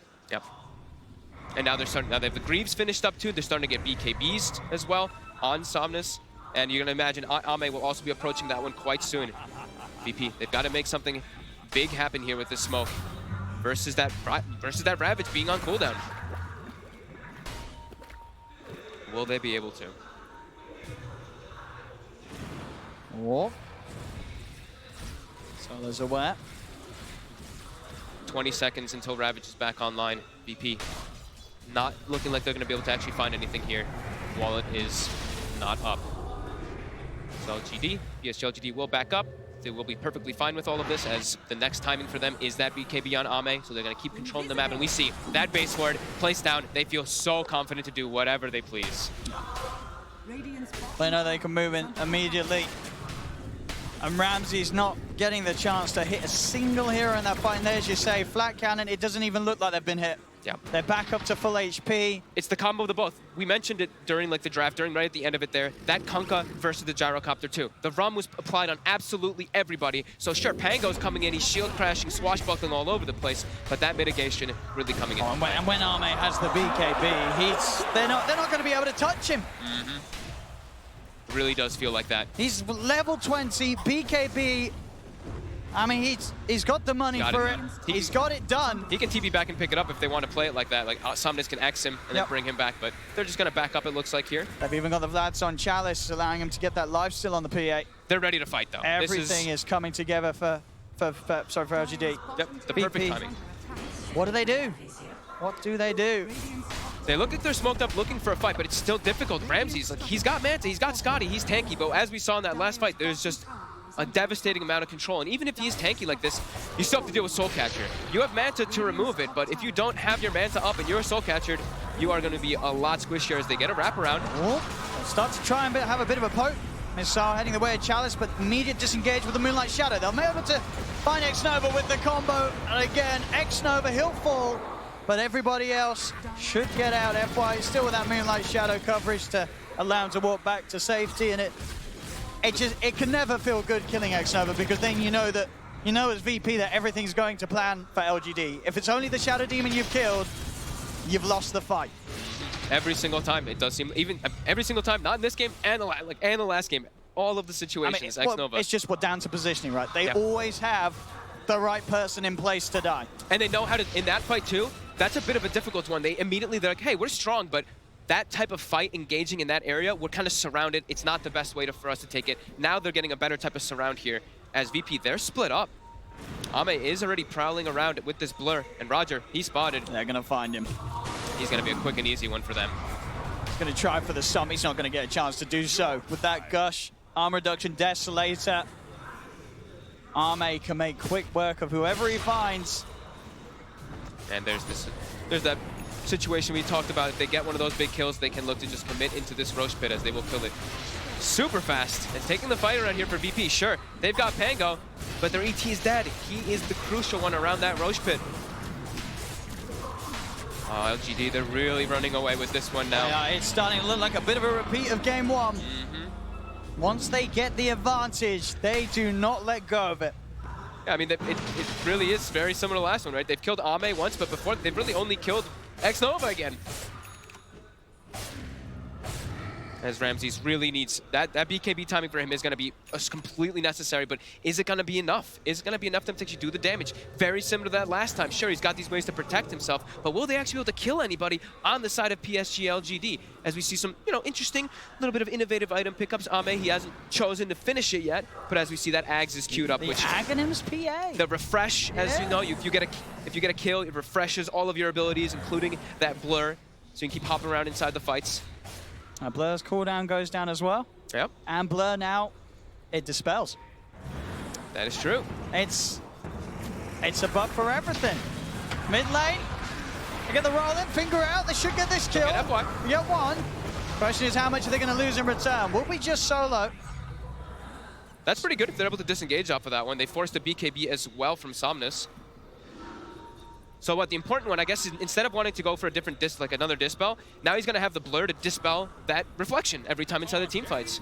Can be a little bit annoying, not the super amazing, but dispelling the reflection, dispelling the disarm from the Pango, that looks pretty neat. And it makes the blur instant. Right? That's actually pretty cool. I haven't gotten to see it. I played so I guess what in a competitive game. You see a Sunder coming your way, you've disappeared.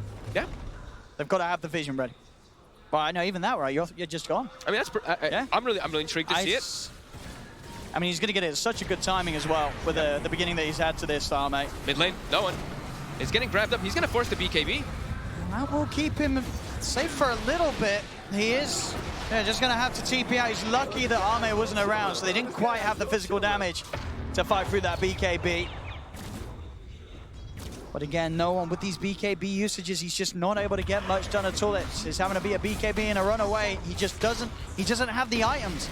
He doesn't have the damage. There's not a lot that he can offer to the team fight. Absolutely true. See, of course, more items being picked up. LGD, they're picking up all these solutions. They have a Lotus Orb, not only to remove the reflection, but like you said, the Sunder. I don't know, do we know if that interaction was fixed as well with the BKB Sunder, right? That's how it's intended to be honest. How it works, you can still Lotus Orb through the BKB Sunder, so they have to watch out for that for Ramses We'll find out in this game. We'll find if it was changed. If it was changed. Yes, that's the correct terminology. Thank you. For the people who don't know, of course, if you are BKB'd on Terrorblade and you Sunder a Lotus Orb, you still will not get your HP back. The HP stayed the same. At least that was how it was indeed in the group stages. In the group stages, yes. And I did test it the other day, and it was still like that. VP, they're scanned up. They can actually find no one here. They're just throwing the boat out. They really want him. They got the vision of him for a second. No one. Pop the BKB. TP's going to be available in a second. If he TP's straight away, he should be fine. It's going to be really close. He is. He just had enough seconds left on that BKB to get out. Back inside the jungle of VP. Roger's been found, but Ramses, it's sort of blocking off Roger there. They're going to try and turn Arme. He's got the BKB. Wants to try and fight this a little bit, or at the least make sure that he gets out. He will be fine then. Not able to again deal with these BKBs yet, VP. Yeah, they have no BKB piercing anything, pretty much. As he plays it safe too, right? Some situations you're like, hey, I'm going to die and just use my BKB, but he knows how strong he is at that point. He doesn't need to play like that. As his PA is solo, will walk up. He's going to get purged. He's got the disable onto Arme to try and get himself out of vision. But they want blood. It's back there. Disruption setup. In Arme goes, and a crit for the finishing blow. 12,000 gold lead, over a 15,000 experience lead, and just the Dota Plus continuing to tick forward in LGD's favor. 82% win rate now for them, as they're just keeping the map dominance.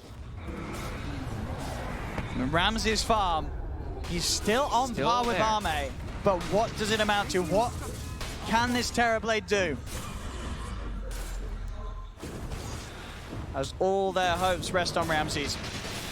Ooh, nice little play there by Maybe. Turns off the Radiance before the reflection actually does come out, so it doesn't even burn his teammates at all. Small little things. So they slow siege.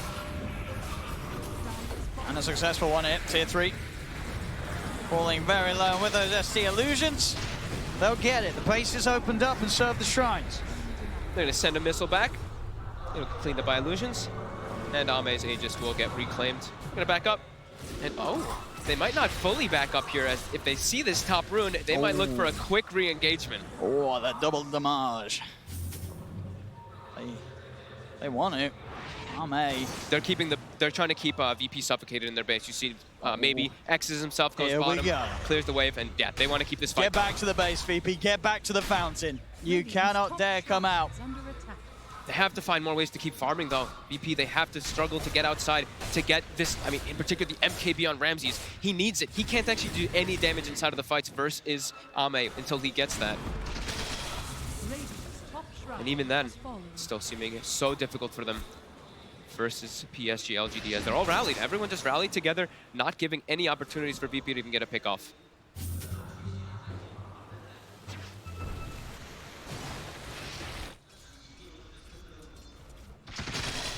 Pasha, has to be very careful how he does those type of plays. Instant poke and a Moonlight from LGD. They're starting to build up the money again on Arme. Obviously, with just holding that DD rune, he does still have a good slot to fill. Probably likely to be the Abyssal. Maybe he's thinking, wait till I see what Ramses is building if I need to actually go for an MKB or something like that on myself as a PA. But the Abyssal is the more than likely one for that BKB Pierce. What about the Nullifier? His Nullifier could also have its argument, yeah. That's a good one. There's a lot of different varieties that he can go for. Yeah. As now VP, they've got this timing. So let's see if they can make anything happen of it with this MKB, as they will have some damage at least to go through the PA. But they don't have smokes. I don't believe they have any available. Oh no, they have one left on Roger, sorry. Looks like he's, at the moment, he's queued up, he's going to go the way the Bloodthorn. Okay. I seem to really like that item lately. Building up on that Sven in the last game versus a Morphling. This game, it's not as clear-cut because you're not playing versus like a Morph, but still very good versus the Terrorblade, as he can also build versus a Butterfly, and this is the way they kind of counteract both the Sunder as well as that evasion that will come out. Jump forward, those illusions quick. It just really feels in both of these games, VP have been unable to make any sort of moves themselves in the second half of them. As this game, goes on 35 minutes in, it's just been pretty much nothing from VP offensively. They're just trying to get their farm to a point where they can have a chance of defending their base. But their base is getting chunked down already. Losing another tier 3. It's PSG LGD.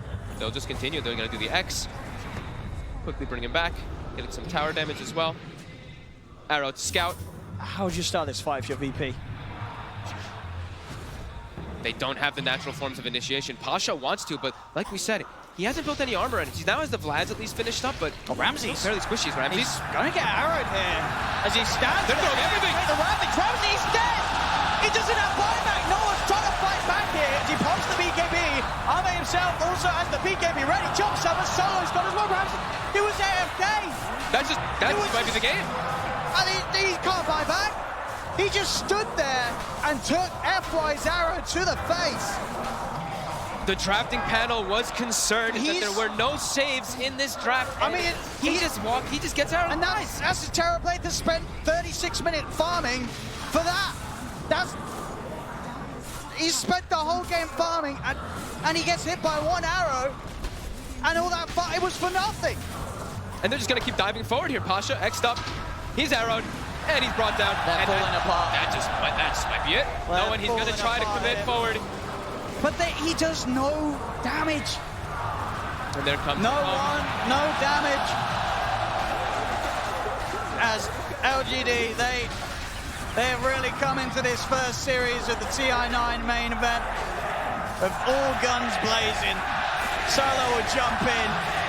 They'll pop the Ghost Scepter. Pasha trying to offer some sort of damage out. They're brought back on no one. They're on Somnus. Missiles down, and with the splitter, they do kill off the Kunkka.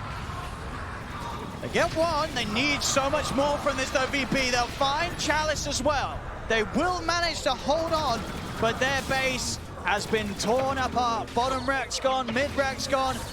Only that range rack's in the top lane still standing. Completely in shambles after all that. Such a big deficit, and how much gold did they all just pick up there on the side of LGD? Like, everybody's finishing up their next item. Oh, mate, he's ready for a bit of fun. He's got the rapier He queued knows up. that this is in the bag. So he heard our suggestions. He queued up the Bloodthorn. He's like, no. Maybe That still switches rapier. it, He's about to hit 25 as well, so he can get that triple dagger. Triple dagger with rapier. He's doing this one for the fans. I have seen somebody else take the 10%, but winning this in the triple dagger in this one. VP, though. They're gonna get this. They are into the Roche, and they will find it.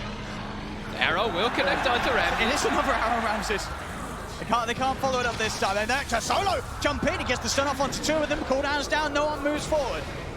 PSG LGD will back Solo. off. Now Solo getting brought down low by the poison. Passion in with a jump. They managed to cut down Night's Nova. Shadow Demon's dead. Buyback straight away. Roger on the backlines with focus. Replay for what? Get back to the game. Get it out of there. FY. He's been collapsed upon. Ramses 2 kills. Double kill. There's no buyback on FY. Double gems. Pick him up. VP had to buy back on both supports for this, but they're fighting back. Not to be held down, and you can see Vaname is not invested in the rapier because he's like, are we fine? He's saving onto his money for now. He might resort to the safe play and just go, nullify and have buyback. We'll see how scared he is. Maybe, but we'll VP, see. He's still feeling pretty confident. They even kick though back. VP, they got the Aegis. They kick back. They got that Aegis and cheese. Very important for themselves here.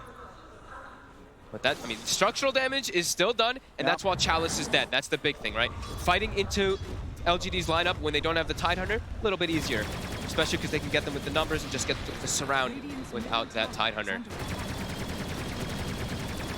But back to farming a little bit here for PSG. He's saving on so many. Obviously, there's not really too much point. I guess he's so farmed that the buyback is still worth it, even if he loses a rapier. But now he's going in. He's going in. He's got the rapier. He's got buyback available. Now, this is exciting because if he loses that rapier, this game could really turn. That could be a throw. It could be a throw. We'll see. I mean, they're feeling very confident, LGD, but there is that chance that if Arme loses the rapier, it ends up in the hands of no one. You never know. Or in the hands of Ramses, too. Either one of them. You never know. But at the same time, if Chalice just gets a good ravage, there'll be more than enough time for him to jump from target to target. It's level 25 PA with the triple daggers and the Aghanim reset. He's just going to be cleaning up the entire squad. Man, if he gets this an insta kill, like 6 daggers pretty much, right? The first kill, he'll throw out another set of daggers immediately. Oh yeah, of course, yeah. And if he gets a kill off a dagger, he'll be able to throw out another triple dagger right away. And another. If he gets a couple chain kills, yep. And now he gets an arcane rune as well. So 4.2 second cooldown on dagger. Hey, Korea. That's got an Eagle song on. Whoop, whoop. Oh, that's looking pretty dead. That is very dead. Oh, that is an Eagle song gone. That would have been Ramses. Very close to having a butterfly. Who won't have buyback either. He has the Aegis for himself, but if he does die twice, no buyback. As they're already starting to poke and prod. I mean, it's testament to how tanky he is. You saw him just get hit by a dagger from a PA with a rapier. Well, obviously wasn't a crit. Doesn't hurt him that much. He's got a lot of armor. There's a lot of negative armor, though. I see like the Solar Crush. They even take the Gush Talent as well, I believe. Oh, no, he didn't. That was the last game, sorry. He didn't take the Gush Talent this time, but still, with Solar Crush as well as that Desolator, still a lot of magic or physical armor reduction to pierce through. But yeah, 37 armor on TB. And it looks like PSG LGD still playing a little bit safe here, even though, I mean, I say safe, a little bit safe on the fact that the Aegis and the cheese are on VP's hands, not in items. As, a DD rune. Having passed that 40-minute mark, we're going to be seeing DDs aplenty. Here we go. Give him the bottle. Give him the rune. Oh, yeah. Ooh, the crowd knows. But this rune, this bottle double damage. He's already critting for 2,600 right now. Times that by 2. It's not how that works. It's not how that works. Not good, because I wasn't ready to do the maths, so that's fine.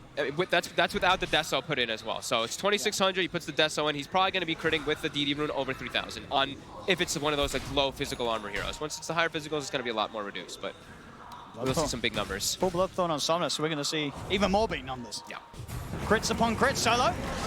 He's going to look for the jump in. Pasha's there. Actually hits the clip, so won't be able to find the X-Nova straight away, and it gives X-Nova the time to put the disruption. The rest of LGD is moving in. Ramsey's in with a BKB. They'll kill off X-Nova. Can they get more, though? They're trying to disengage. He popped BKB in meta. BKB, double damage. He'll look for the quick up there. Solo's down. Now turns for the next. Jump forward onto no one. Back to the high ground. He's still a little scared. As the BKB will wear off, Arme not ready to fully commit. But FY finds no one inside the jungle. Ramses and Pasha, the last two left alive as Ramses is surrounded. They'll jump forward, take him out, and indeed it's scored. It's over for VP in this upper bracket. As PSG LGD take game 2, they take the whole series, and again, it didn't look close. This was LGD on another level. VP did not seem prepared. No, PSG LGD in this, I mean, they just seem to have their number. This Tide Hunter just proving to be such a problem for VP. Even though they were able to get their farm out throughout the game, one pick-off. They get one pick-off onto Ramses, and they lose their entire base pretty much. And we saw sort of signs of this from VP in the group stage. They had some series that just looked absolutely atrocious, where both games back-to-back, they were struggling to find any sort of momentum. And here on the main stage, those sort of problems, they still lie with the team. Yeah, definitely just hitting a bit of a brick wall of LGD with this draft. Just a super comfortable one, and a last pick PA just working out perfectly for them. Well, they're hungry to find what they felt was theirs last year. PSG LGD is this opening series. They make it look easy enough. Off they go, walking away without breaking a sweat, as they'll take this first one 2-0 against VP.